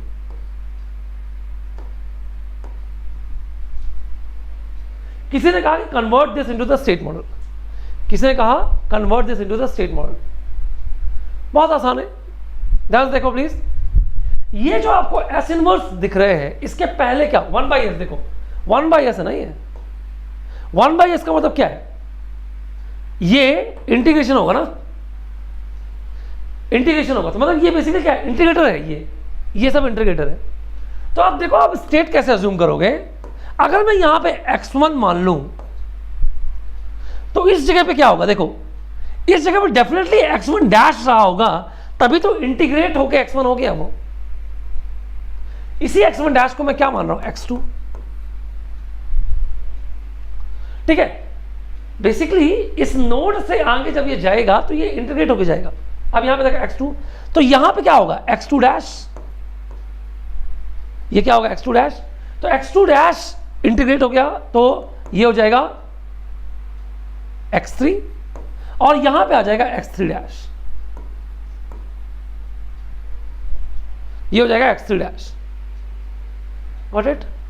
तो बताइए मुझे x3 डैश की क्वेश्चन आप लिख सकते हो क्या, x3 डैश की क्वेश्चन देखो जरा, x सर यहां पे तो x1 dash is 0x1 plus x2 और प्लस 0x3 है, x2 dash 0x1 plus 0x2 और प्लस 0x3 है, प्लस x3 है। हाँ, अब आप मुझे एक चीज बताइए, चलिए मैं कलर चेंज कर देता हूं, x3 डैश की क्वेश्चन लिखो जरा, देखो R आ रहा है, यहां से क्या आ रहा है, माइनस A0 x3, चलो यहां से x1 से स्टार्ट करते हैं, minus A2 x1 minus A1 x2 minus A0 x3, ये बन गई सिंपल। यहां से क्या निकल के आ जाएगा, देखो A B और C मैट्रिक्स, सॉरी A और B मैट्रिक्स निकल के आ जाएंगे यहां से। C मैट्रिक्स के लिए देखो, अगर मैं यहां पर C को Y कह दूं तो Y इज इक्वल टू क्या हो रहा है, देखो यहां से B0 x1 plus sir B1 x2 plus B2 x3, ये हमारी सी मैट्रिक्स हो गई। और देखो R का Y पे डायरेक्ट इफेक्ट नहीं, मान लो मैं एक ऐसा टर्म यहां से कर देता, ऐसा मान लो ऐसा होता, ऐसा मान लो इस नोड में ऐसा आता, सपोज ऐसा आता तो एक्स्ट्रा क्या जुड़ जाता, कमान एक्स्ट्रा क्या जुड़ जाता, प्लस आर। अगर ऐसा होता तो प्लस आर भी एक्स्ट्रा फैक्टर यहां पे जुड़ जाता। So that is one of the very very important thing जो कि आपको याद रखना है। अब आप ABCD मैट्रिक्स जो है वो आप इजीली लिख सकते हो। जैसे कि इसका जो A मैट्रिक्स होगा वो क्या होगा बताओ, वही होगा 0 1 0 0 1 0 0 0 1 0 0 1, हाँ, -A2 -A1 -A0 -A2 -A1 -A0, that's it. B matrix क्या होगा इसका, B मैट्रिक्स क्या होगा, B मैट्रिक्स जो होगा वो होगा, देखो यहां पे 0 R है, यहां पे भी 0 R है, तो ये हो जाएगा 0 0 1, ये हो जाएगा 0 0 1। और C मैट्रिक्स क्या होगा, देखो sir B0 B1 B2 B0 B1 B2। D matrix क्या है, यहां पे फिलहाल 0 है, पर जरूरी नहीं कि 0 हो ही। D मैट्रिक्स जो है वो प्लस इसके साथ आ सकता है, R के साथ आ सकता है, इसे क्लियर। तो ये हमने स्टेट मॉडल बेसिकली कन्वर्ट करे। तो हमने इन चारों टाइप के प्रॉब्लम्स देखिए, SFG के थ्रू, ट्रांसफर फंक्शन के थ्रू, डिफरेंशियल इक्वेशन के थ्रू और इलेक्ट्रिकल नेटवर्क के थ्रू। ये हमने इलेक्ट्रिकल नेटवर्क लिया था, इलेक्ट्रिकल नेटवर्क के थ्रू और इन सब के थ्रू हमने ये चारों प्रॉब्लम्स जो है वो हम लोगों ने कर लिया। ABCD मैट्रिक्स कर लिया। अब सर ठीक है सर, समझ में आ गया सर, ABCD मैट्रिक्स आ गई सर। अब इसका करना क्या है, अब हम इससे ट्रांसफर फंक्शन कैसे निकालेंगे, अब हम इससे जीरो स्टेट रिस्पॉन्स या जीरो इनपुट रिस्पॉन्स कैसे निकालेंगे, एक transition matrix, state transition matrix जो होगी वो कैसे निकालेंगे, एंड सो ऑन। ये सारी चीजें पे अब हम लोग जो है वो बात करने जा रहे हैं। तो चलिए लोग आप इसी पे बात करते हैं। तो ये हो गया SFG। अब सॉल्यूशन ऑफ स्टेट इक्वेशन पे बात करें। तो देखो ध्यान से, हमने कहा कि हमारे पास है x dash is equal to AX plus BU, got it. x dash is equal to AX plus BU और y is equal to CX plus DU। अब हम इसका करें क्या सर, ABCD मैट्रिक्स DU, आप R ले लीजिए, कोई फर्क नहीं पड़ता, R, ठीक है। तो अब हम इसका करें क्या सर, हम क्या कर लेते हैं, इसका लाप्लास ट्रांसफॉर्म लेते हैं। देखो तो ये हो जाएगा SXS minus X0 is equal to AXS और प्लस BRS, कर सकते हैं BRS।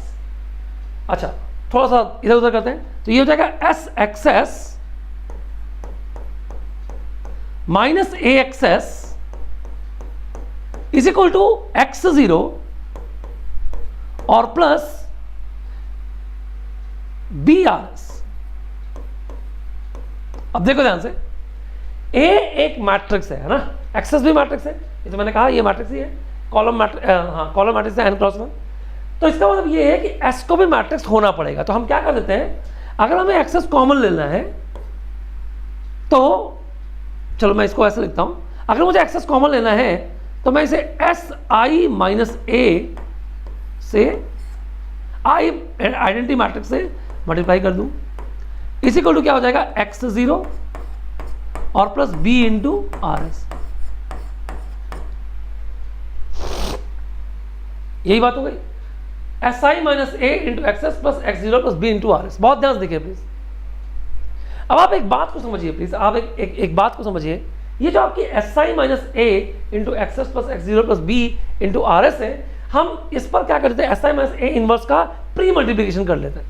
तो अगर प्री मल्टीप्लिकेशन करेंगे तो SI A into A inverse identity matrix होता है, तो हमारा जो एक्सेस हो जाएगा वो क्या हो जाएगा बताओ, ये हो जाएगा SI माइनस A का inverse into X0 plus SI minus A का inverse into B into RS। इसको हम कहते हैं इक्वेशन नंबर 1।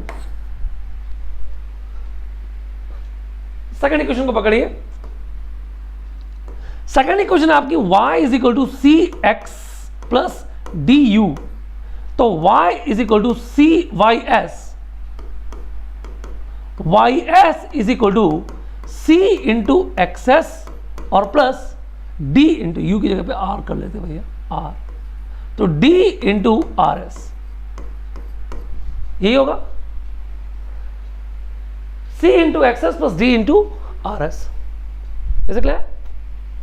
तो बहुत ध्यान से देखिए, आपको जो वाई एस होगा वो क्या होगा, c इंटू ये क्या होगा, s I minus A inverse into x zero plus s I minus A inverse into B into R s और plus D into R s. थोड़ा सा सिंप्लीफिकेशन करिए, Y S is equal to क्या हो जाएगा, देखो it is C into s I minus A inverse into x zero plus C into s I minus A inverse into B into R S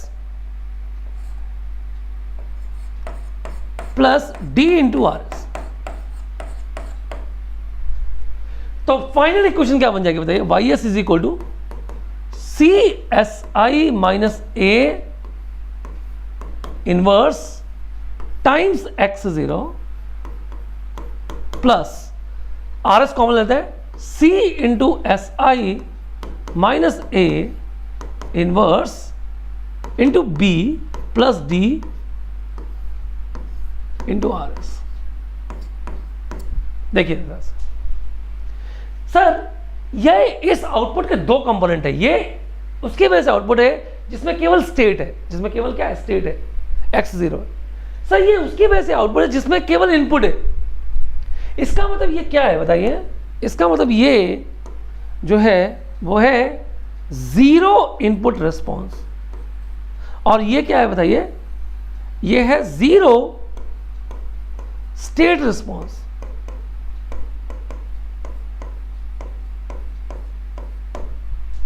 ये है zero state response. तो आपके पास जो total output है वाई, ये combination है किसका, zero input response का प्लस जीरो स्टेट रिस्पॉन्स का। तो टोटल जो कॉम्बिनेशन है वो जीरो इनपुट रिस्पॉन्स का और जीरो स्टेट रिस्पॉन्स का कॉम्बिनेशन है। अब आप एक चीज और पे देखें, क्या आप इसे ट्रांसफर फंक्शन निकाल सकते हैं? हाँ बिल्कुल, ट्रांसफर फंक्शन की डेफिनेशन जरा रिकॉल करिए, क्या होगी सर? ट्रांसफर फंक्शन की जो डेफिनेशन होती है वो होती है क्या, basically it's a Laplace transform of output upon Laplace transform of input with all initial condition subject to zero. Means क्या, एक्स जीरो की वैल्यू क्या हो जाए, जीरो हो जाए। तो अगर if x zero is zero zero, तो बताइए वाई एस क्या बचा, ये हो जाएगा C into s I minus A inverse into B और plus D into R s है। तो जो मेरा Y S by R S होगा, जो कि बेसिकली एच एस होगा, वो हो जाएगा C into s I minus A inverse into B और प्लस डी। करेक्ट? मैं आपको एक फॉर्मल जो है इसका एक क्वेश्चन लेता हूं। Let me take one question, आपने सुनूंगा तो शायद गलत हो जाए।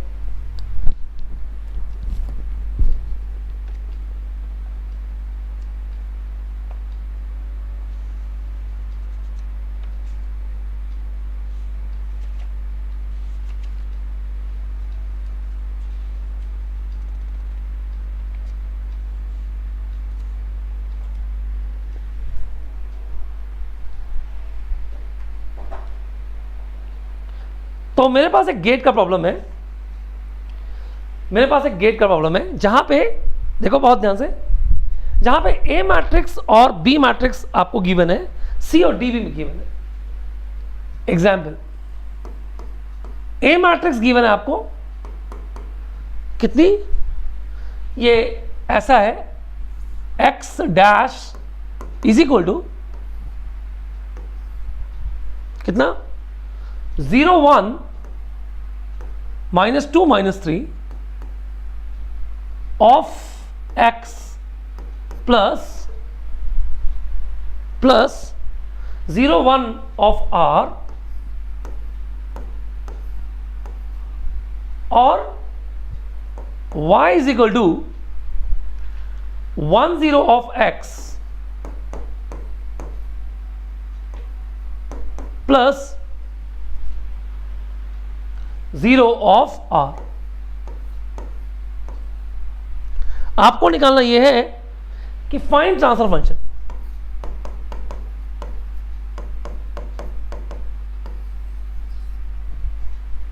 किसी ने कहा कि चलो फाइंड ट्रांसफर फंक्शन, इसका ट्रांसफर फंक्शन जो है वो निकालेंगे। Got it? तो चलो निकालते हैं। ट्रांसफर फंक्शन के लिए फॉर्मूला क्या होता है? सबसे पहले हमें एक चीज चाहिए, वो है क्या? हमें चाहिए SI माइनस A का इनवर्स। देखो जरा, अगर मैं देखूं यहां पे तो ये है S0 0 S 2/2 का मैट्रिक्स है, इसलिए -0 1 -2 -3 यही है। तो ये क्या हो जाएगा? ये एक मैट्रिक्स बन जाएगी जो कि होगी S -1 2 S + 3, ये मैट्रिक्स बन जाएगी। अब हमें इसका सबसे पहले इनवर्स निकालना है। तो आपको पता है कि किसी भी ABCD मैट्रिक्स का, अगर हमारे पास ये शॉर्टकट आपको पता होगा कि ABCD मैट्रिक्स का अगर हमें इनवर्स निकालना होता है तो ये क्या होता है? 1/AD - BC into what? A matrix. ये क्या? दैट इज इंटरचेंज फॉर्म, और ये साइन फॉर्म -B - C, इसी फॉर्म में होते हैं। तो अगर हमें इसका निकालना है तो ये क्या हो जाएगा? ये हो जाएगा 1/ कितना? देखो S into S + 3 minus of -2, और ये हो जाएगा, देखो S + 3 S साइन चेंज 1 - 2, ये आपका बन जाएगा। तो ये हमारा है basically SI minus A inverse.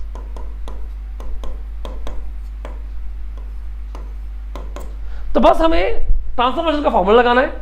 हमारा जो ट्रांसफर फंक्शन होता है वो होता है C into SI minus A inverse into B और प्लस D। देखो यहां से C मैट्रिक्स कितनी गिवन है आपको? 1 0 1, 0 इंटू, ये मैट्रिक्स हमने अभी भी निकाल ली। ये देखो S² + 3S + 2 हो जाएगा, S² + 3S + 2 और इंटू S + 3 और 1 -2 और S इंटू 0, 1 और प्लस 0। तो ये थी मेरी C मैट्रिक्स, ये था complete SI minus A inverse, और ये था B मैट्रिक्स, और ये थी D मैट्रिक्स। देखो ये तो बेटा कांस्टेंट है, बाहर आ जाएगा। 1/S² + 3S + 2, ये देखो S + 3 इंटू 0 1, ये क्या हो जाएगा? देखो 1, 0 इंटू, सर ये 2 × 2, ये है 2 × 1, मतलब कि 2 × 1 आएगा। S + 3 यहां पे आएगा 1, और यहां पे आएगा कितना? यहां पे आ जाएगा 1, और यहां पे आ जाएगा -2, यहां पे आ जाएगा S।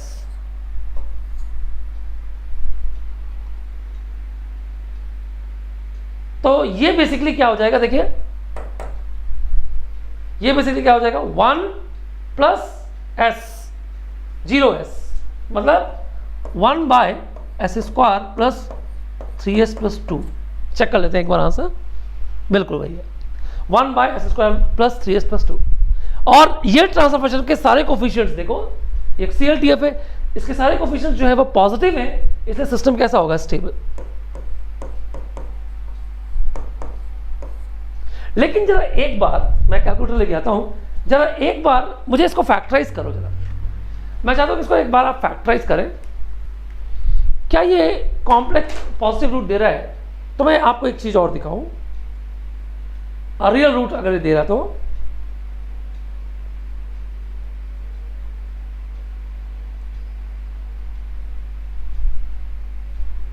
बिल्कुल ये रियल रूट दे रहा है। तो जरा एक चीज और देखो, हमारे पास जो SI माइनस A इनवर्स आई है, देखो ध्यान से, इस एग्जाम्पल में SI माइनस A इनवर्स जो आई है वो आई है 1/s² प्लस 3s प्लस 2, और यहां पे क्या हो जाएगा? ये s प्लस 3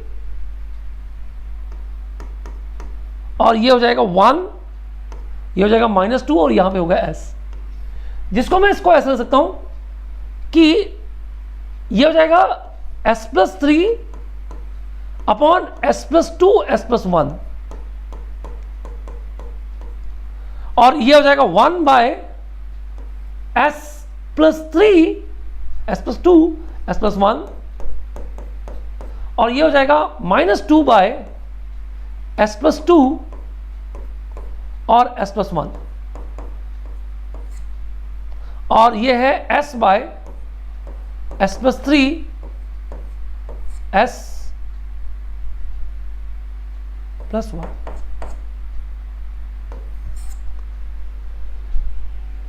ये है SI माइनस A इनवर्स। क्या हम इसका पार्शियल फ्रैक्शन ले सकते हैं? देखिए इसका पार्शियल फ्रैक्शन क्या हो जाएगा? ये हो जाएगा A by s plus 3 plus B by s plus 1, और ये हो जाएगा A1 मान लेते हैं चलो, plus A2 by s plus 2 और plus B2 by s plus 1 और plus C2 by s plus 2 और plus D2 by s plus 1 और प्लस A2 मान, A2 है ना, A3 मान लो इसको B3 मान लो, और ये हो जाएगा A4 बाई s प्लस 2 और प्लस B4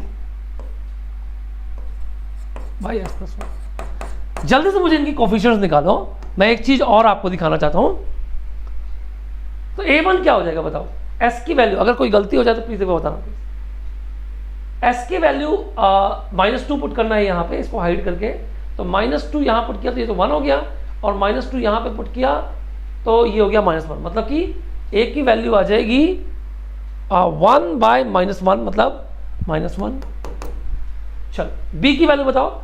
S प्लस 1 किया तो -1 किया तो यहाँ पे आ गया 2 बाय 2 -1 1, मतलब 2 बाई 1, तो बेसिकली ये आ जाएगा 2। A2 बताओ, इसका कोफिशिएंट चेक करना है, तो ये हो जाएगा -2 प्लस 1 -1, तो ये हो जाएगा -1। चेक कर लेना एक बार प्लीज। -2 पुट किया यहाँ पे, -1 यहाँ पे पुट किया तो मतलब बेसिकली आ गया 1। इस जगह पे -2 पुट करो, -2 यहाँ पुट किया तो -2 प्लस 1 -1, यहाँ पे आ जाएगा 2।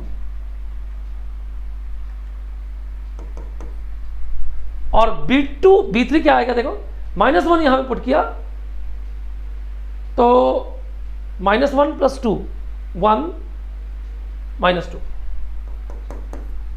A4 पुट करो यहां पे, अरे लाला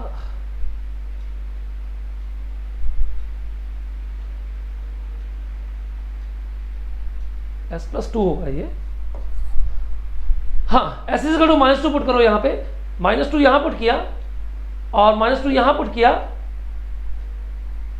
तो ये हो गया -1, ये हो गया -2, मतलब ये हो गया 2। और s की वैल्यू -1 यहां पुट कर दी, तो -1 यहां पुट कर दी, -1 यहां पुट कर दी, तो ये हो गया 1 और यहां पे हो जाएगा -1 + 2 1, ये हो जाएगा -1। एक बार प्लीज ये कोफिशिएंट और चेक करो एक बार। s की वैल्यू यहां पे -2 पुट की, -2 यहां पुट की, -2 ये हो गया -1, 2 हो गया, सही है। और -1 यहां पुट किया, तो -1 यहां भी पुट किया, -1 यहां भी पुट किया, तो ये तो पॉजिटिव है, -1 आ जाए, बिल्कुल सही। यानी कि इसका अगर मैं इनवर्स लाप्लास ट्रांसफॉर्म ले लूं तो क्या होगा बताओ, ये हो जाएगा 2 e to the power -t minus e to the power -3t, और ये हो जाएगा पॉजिटिव, ये है तो मतलब e to the power -t minus 3q, why 3, s equal to -2 put करो, यहाँ पे -2 पुट करो, -2 यहाँ पे -2 पुट किया, तो यहाँ पे आ जाएगा 1, यहाँ पे आ जाएगा -2, सही है।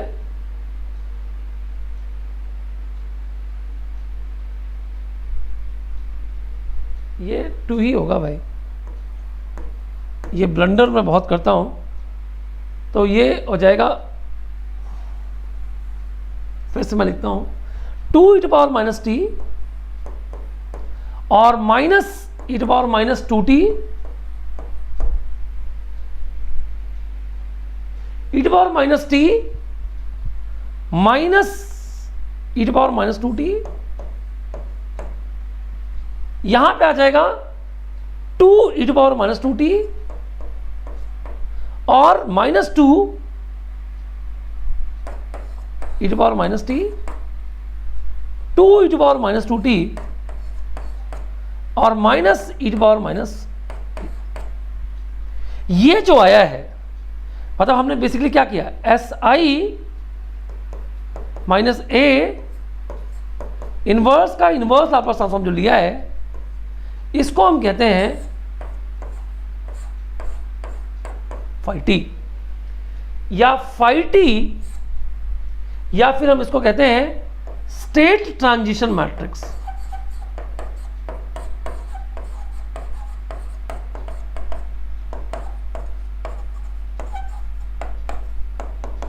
इसको हम कहते हैं स्टेट ट्रांजिशन मैट्रिक्स। तो हमारे पास φt क्या है, एक बार लिख लेता हूं, φt is equal to 2 e to the power -t minus e to the power -2t और e to the power -t minus e to the power -2t और 2 e to the power -2t और -2 e to the power -t और 2 e to the power -2t और minus e to the power -t। ये state transition matrix है, जिसको हम इस ऐसे भी नोट करते हैं, φt is basically e to the power at, जहां पे a मैट्रिक्स है, φt is basically e to the power at। अब कुछ प्रॉपर्टीज होती हैं स्टेट ट्रांजिशन मैट्रिक्स की, जो कि आपको देखना बहुत ज्यादा जरूरी है। बहुत ध्यान देखिए, अगर मैं आपसे कहूं कि मेरे पास φ0 क्या होगा, व्हाट इज φ0, तो देखो t की वैल्यू 0 पुट कर दो, तो 2 - 1 1 1 - 1 0, 2 - 2 0, 2 - 1 1। देखो φ0 एक आइडेंटिटी मैट्रिक्स होगी, φ0 एक आइडेंटिटी मैट्रिक्स होगी पक्के से। अच्छा, इसका एक बार डिफरेंशिएशन ले लो, φ' क्या हो जाएगा, चलो लो अच्छे से लेना सर, यहां पे ये माइनस आ जाएगा बाहर, तो मतलब -2 e to the power -t, ये -2 बाहर आ जाएगा तो +2 e to the power -2t, ये minus e to the power -t plus 2 e to the power -2t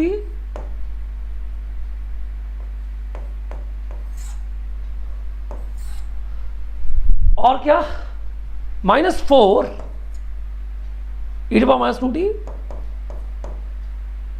plus 2 e to the power -t -4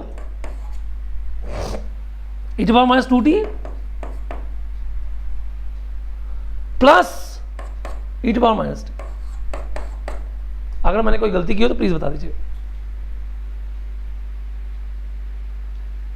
ऐसा क्या है? बिल्कुल। अब अगर मैं फाइव डैश जीरो कर दूं, देखो जरा फाइव डैश जीरो करूंगा तो क्या हो जाएगा? फाइव डैश जीरो करूंगा तो -2 + 2 0, सर -1 + 2, -1 + 2 1, -4 + 2 -2, और -4 + 1 -3। अब मुझे एक चीज बताओ, इसका ए मैट्रिक्स कितना था? ए मैट्रिक्स कितना था? देखो 0 1 -2 -3 क्या आया है? 0 1 -2 -3, यानी कि 5' किसके बराबर होता है? ए के बराबर। तो अगर आपको प्रॉपर्टीज निकालनी है तो आप प्रॉपर्टीज को इससे डिराइव करिए। देखो 5t = e to the power at, तो बताओ 5 क्या हो जाएगा? t की जगह पे 0 पुट कर दो तो ये हो जाएगा i, आइडेंटिटी मैट्रिक्स। 5' क्या हो जाएगा? It is a e to the power at, और 5' क्या हो जाएगा? a matrix. सिंपल, ये मैंने आपको प्रूव भी किया। अच्छा नेक्स्ट, मुझे एक चीज बताए, 5t का किसी ने कहा कि अगर इनवर्स निकालना तो क्या करूंगा? तो बेसिकली आपको करना क्या है? e to power at का इनवर्स निकालना है, मतलब ये e to power -80, मतलब ये बराबर हो जाएगा किसके? 5 - t के। तो 5t का इनवर्स जो होगा 5 - t के बराबर होगा। अच्छा, किसी ने कहा कि सर 5t की पावर k निकालना है, कुछ भी k हो, तो वही चीज है, e to the power at की पावर k पुट करना है, यानी कि ये e to the power k at हो जाएगा, t हो जाएगा, मतलब कि ये हो जाएगा 5 kt। किसी ने कहा सर मुझे 5t1 + t2 चाहिए, 5t1 + t2 चाहिए, तो करो, ये हो जाएगा e to power a into t1 + t2 into e to power a t1 + t2, और ये क्या हो जाएगा? e to power a t1 और plus e to power a t2। तो ये बताओ कितना हो जाएगा? ये हो जाएगा, कमन, ये हो जाएगा 5t1 into 5t1 into 5t2 and so on. तो इस तरीके से आप property 5t1 + t2 is 5t1 into 5t2, तो इस तरीके से आप स्ट्रेट ट्रांजिशन मैट्रिक्स की प्रॉपर्टीज को फाइंड आउट कर सकते हो। आप स्ट्रेट ट्रांजिशन मैट्रिक्स की प्रॉपर्टीज को क्या कर सकते हो? फाइंड आउट कर सकते हो। क्या चलो, तो straight transition matrix actually one of the most important feature है जो कि आप लोगों को देखने को मिलता है। ठीक है, तो आप इस तरीके से आपको देखो ध्यान से, ये क्वेश्चन आपकी बहुत इंपॉर्टेंट क्वेश्चन है। ये जो क्वेश्चन आपको दिख रही है सर, इस क्वेश्चन से ही आपका पूरा का पूरा हर चीज निकल सकता है। अब देखो RS अगर यहाँ पे कोई भी इनपुट हो, स्टेप हो या इंपल्स हो या रैंप हो, तो आप रैंप रिस्पॉन्स निकाल सकते हो। इनिशियल कंडीशन आपको गिवन होगी, 1 1 है, 1 0 मैट्रिक्स के फॉर्म में गिवन होगी। इनिशियल कंडीशन आपको मैट्रिक्स के फॉर्म में गिवन होगी, इसे क्लियर है? और आपको टोटल रिस्पॉन्स आपको इस तरीके से जो है वो फाइंड आउट करना है। मैंने लेक्चर बैच में बहुत सारे क्वेश्चंस करवाए हैं इन पे बेस्ड। एक चीज और आप याद रखिए, जो SI - A होता है, गॉट इट? ये जो SI - A होता है, इसका अगर आप डिटर्मिनेंट ले लें तो इसके जो रूट्स होंगे वो डिटर्मिनेंट आप ले लें, और इसके जो रूट्स होंगे वो क्या कहलाएंगे? Eigen values of a system.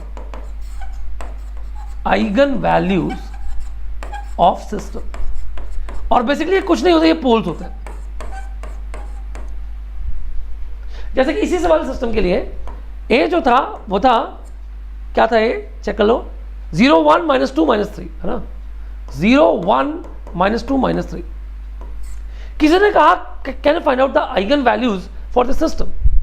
किसी ने कहा can find out the eigen values for the system. तो आप आइगन वैल्यूज कैसे निकालोगे? देखो, it is s I minus A का डिटर्मिनेंट, मतलब क्या, एस और -1 और 2 और s प्लस 3 है, इसका आप डिटर्मिनेंट ले लीजिए तो क्या हो जाएगा, s स्क्वायर प्लस 3s और प्लस 2। इसके रूट क्या होंगे, 1 और सॉरी -1 और -2, ये इसके रूट्स होंगे। यही सिस्टम के आइगन वैल्यूज है और चेक करिए यही इसके पोल भी थे, चेक करो ना ट्रांसफर फंक्शन क्या आया था इसका, ट्रांसफर फंक्शन ये है, देखो 1/s² + 3s + 2 और इसके जो पोल्स होंगे वो -1 और -2 होंगे, करेक्ट। तो ये इसकी आइगन वैल्यूज होती है, ये इसकी आइगन वैल्यू होती है, ठीक। तो हम लोगों ने अभी तक सिस्टम को इस तरीके से एनालाइज कर लिया, जीरो स्टेट रिस्पॉन्स पे बात कर ली, जीरो इनपुट रिस्पॉन्स पे बात कर ली एंड सो ऑन। हम लोगों ने एक बेसिक स्टेट मॉडल लिखना सीख लिया है, सारी चीजें हम लोगों ने यहाँ तक कर ली। अब आखिरी पड़ाव पे हैं हम लोग स्टेट मॉडल के लास्ट फेज पे।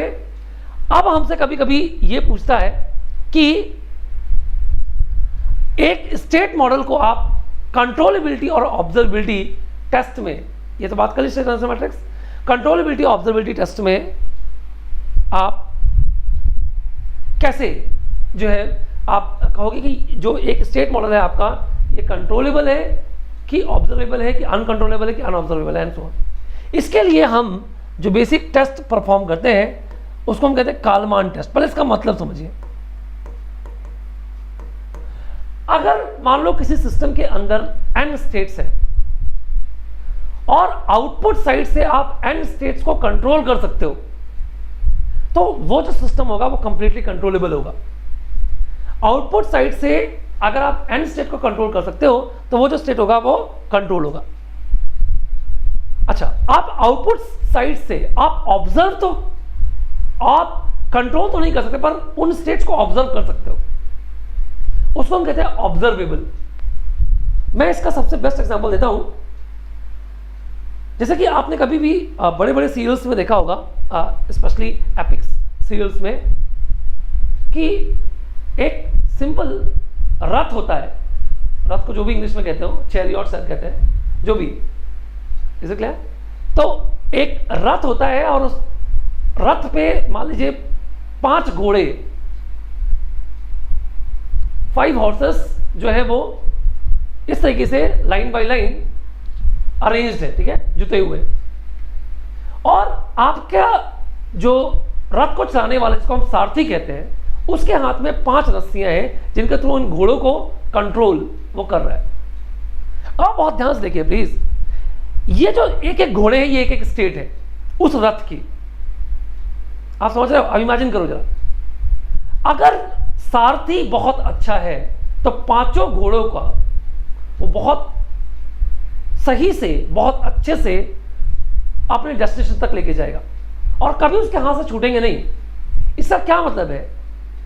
इसका क्या मतलब है कि वो जो सारथी है वो उन 5 स्टेट को क्या कर पा रहा है? कंट्रोल कर पा रहा है। इसलिए जैसे कि बेस्ट एग्जांपल कौन था? श्री कृष्ण ना। श्री कृष्ण जो है वो महाभारत में अर्जुन के सारथी बने थे, ऐसा ना हो? तो उन आपने कभी अगर महाभारत देखी हो, श्री कृष्ण देखी हो, तो आपने देखा होगा इस तरीके से घोड़े 7 घोड़े नॉर्मली वहां पे थे उसमें, और वो जो रथ था वो इंद्र का रथ था। बहुत सही कहानी है उसके पीछे, मैं इस पर नहीं जा रहा हूँ, पर पॉइंट इसकी अगर आप देखें तो उनको इस वर्ल्ड का सबसे बेस्ट सारथी कहा जाता है।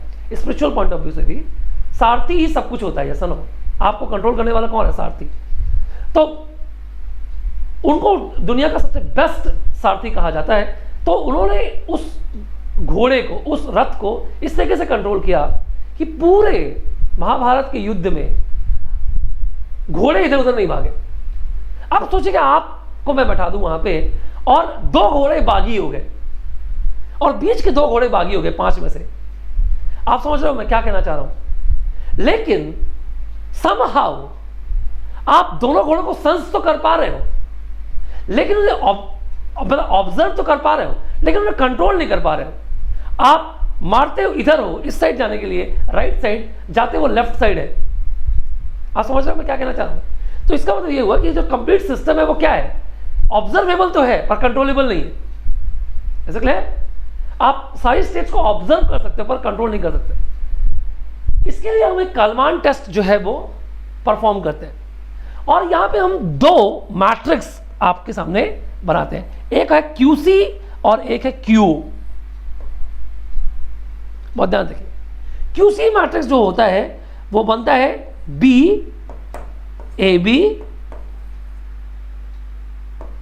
A square B and so on and so forth, a to the power n minus 1 of B,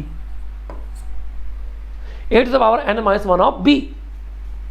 similarly QO matrix कैसे बनेगा? C CA, ये रो मैट्रिक्स है, याद रखना। C एक रो मैट्रिक्स है अगर एक इनपुट है तो। CA CA square up to C to the power A CA n minus 1। हम इस तरीके से एक मैट्रिक्स बनाते हैं, ये हमेशा स्क्वायर मैट्रिक्स बनेगी ऑलवेज।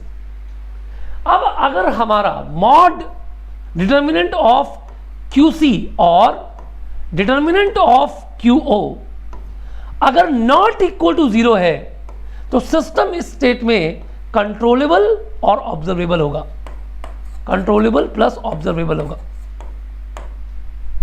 और इनमें से कोई भी डिटर्मिनेंट अगर 0 हो गया तो वो अनकंट्रोलेबल या अनऑब्जर्वेबल हो जाएगा। If QC is equal to 0 तो uncontrollable, and if QO is equal to 0 तो ये अनऑब्जर्वेबल होगा।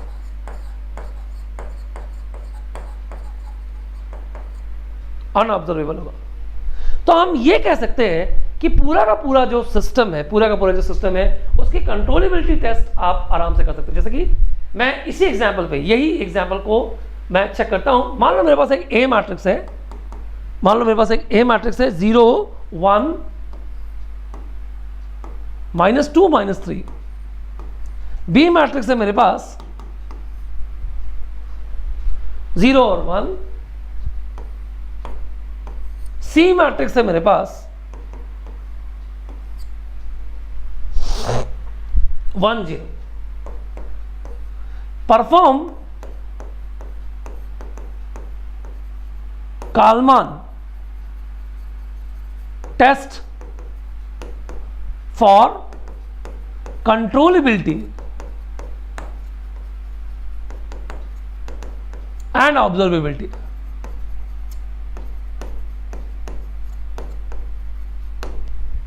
Perform Kalman test for controllability and observability. मान लो किसी ने कहा कि आपको करना है, तो सबसे पहले आप क्या करिए, आपको देखिए AB निकालिए आप, AB देखो AB कैसे निकालोगे, ये हो जाएगा 0, ये हो जाएगा 1, ये हो जाएगा -2 -3 और इसको मल्टीप्लाई करना है 0 1 से।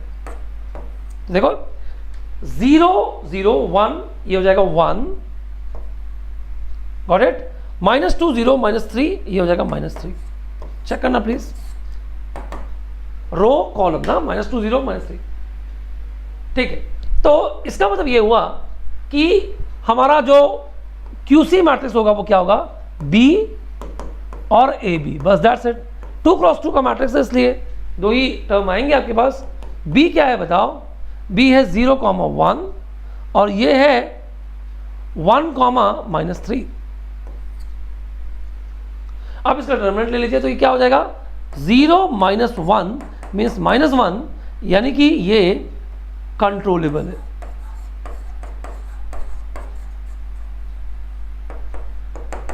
डिटरमिनेंट जो है वो 0 नॉट इक्वल टू 0।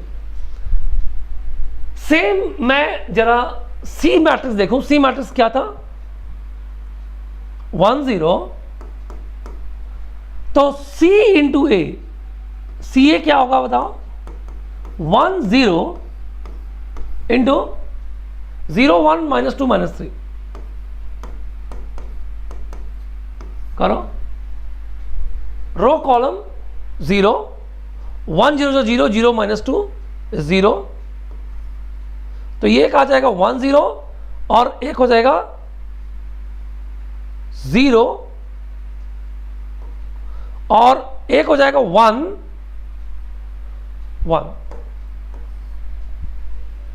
चेक करेंगे प्लीज, तो फिर से यहां पे 0 -1 आ जाएगा -1, है ना, ये C है, क्या होगा मतलब Q O मैट्रिक्स क्या होगा, C है ना, तो ये बेसिकली C है और ये बेसिकली C है, C 1 0 था और C A, एक बार और चेक कर लो भाई, 1 0 0 0, ये हो गया 0, रो कॉलम ना 1 और 0 1, बिल्कुल 1 -1 -0 एक्चुअली, ठीक है, यहां पे भी तो मैंने उल्टा तो नहीं कर दिया, ठीक, तो ये बात, तो ये कंप्लीटली ऑब्जर्वेबल है, यानी ये दोनों की दोनों स्टेट कंट्रोलेबल है और ऑब्जर्वेबल है, ठीक है। तो इस तरीके से आप जो है वो एक बेसिक कालमान टेस्ट परफॉर्म कर सकते हो और आप ये देख सकते हो कि हमने मतलब एक जो 2 स्टेट्स अज्यूम की हैं वो हमारी कंट्रोलेबल है या ऑब्जर्वेबल। तो गाइस इस तरीके से मैंने पूरा का पूरा स्टेट स्पेस, मैं बेसिकली कह सकता हूँ कि प्रॉब्लम्स डेफिनेटली और स्कोप्स पॉसिबल है, पर आप प्रॉब्लम्स के लिए लक्ष्य वैच बिल्कुल देख सकते हैं, पर मैंने थ्योरी सारी की सारी कवर कर दी, कोई भी ऐसा पॉइंट मैंने कवर नहीं किया जो कि मतलब कोई पॉइंट ऐसा नहीं छोड़ा जो कि जो है वो आपके गेट के लिए अनइम्पॉर्टेंट, ठीक है। तो सारी चीज़ें हम लोगों ने जो है वो कर ली हैं। तो आप बेसिकली आप देख सकते हो कि हम लोगों ने स्टार्ट किया था एक इलेक्ट्रिकल नेटवर्क के मॉडल के साथ, इज इट क्लियर। इसके बाद हम लोगों ने एक बेसिक स्टेट मॉडल और उनके ऑर्डर्स को डिफाइन किया।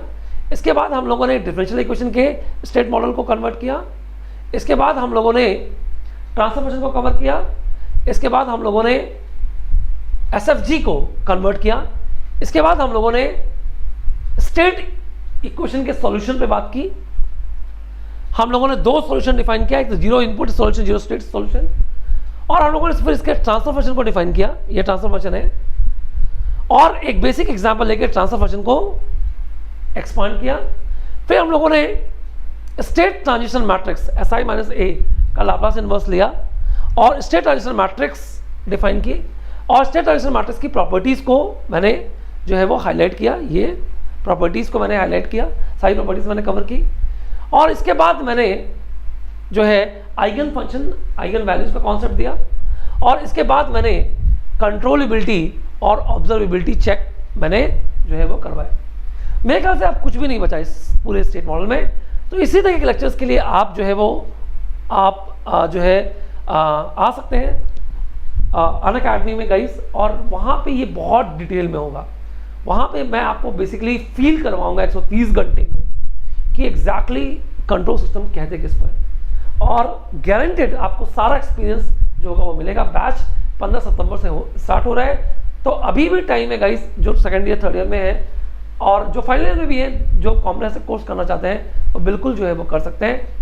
एंड विद दिस ये आज का सेशन हम लोग जो है बाइंड अप कर सकते हैं। Is it clear?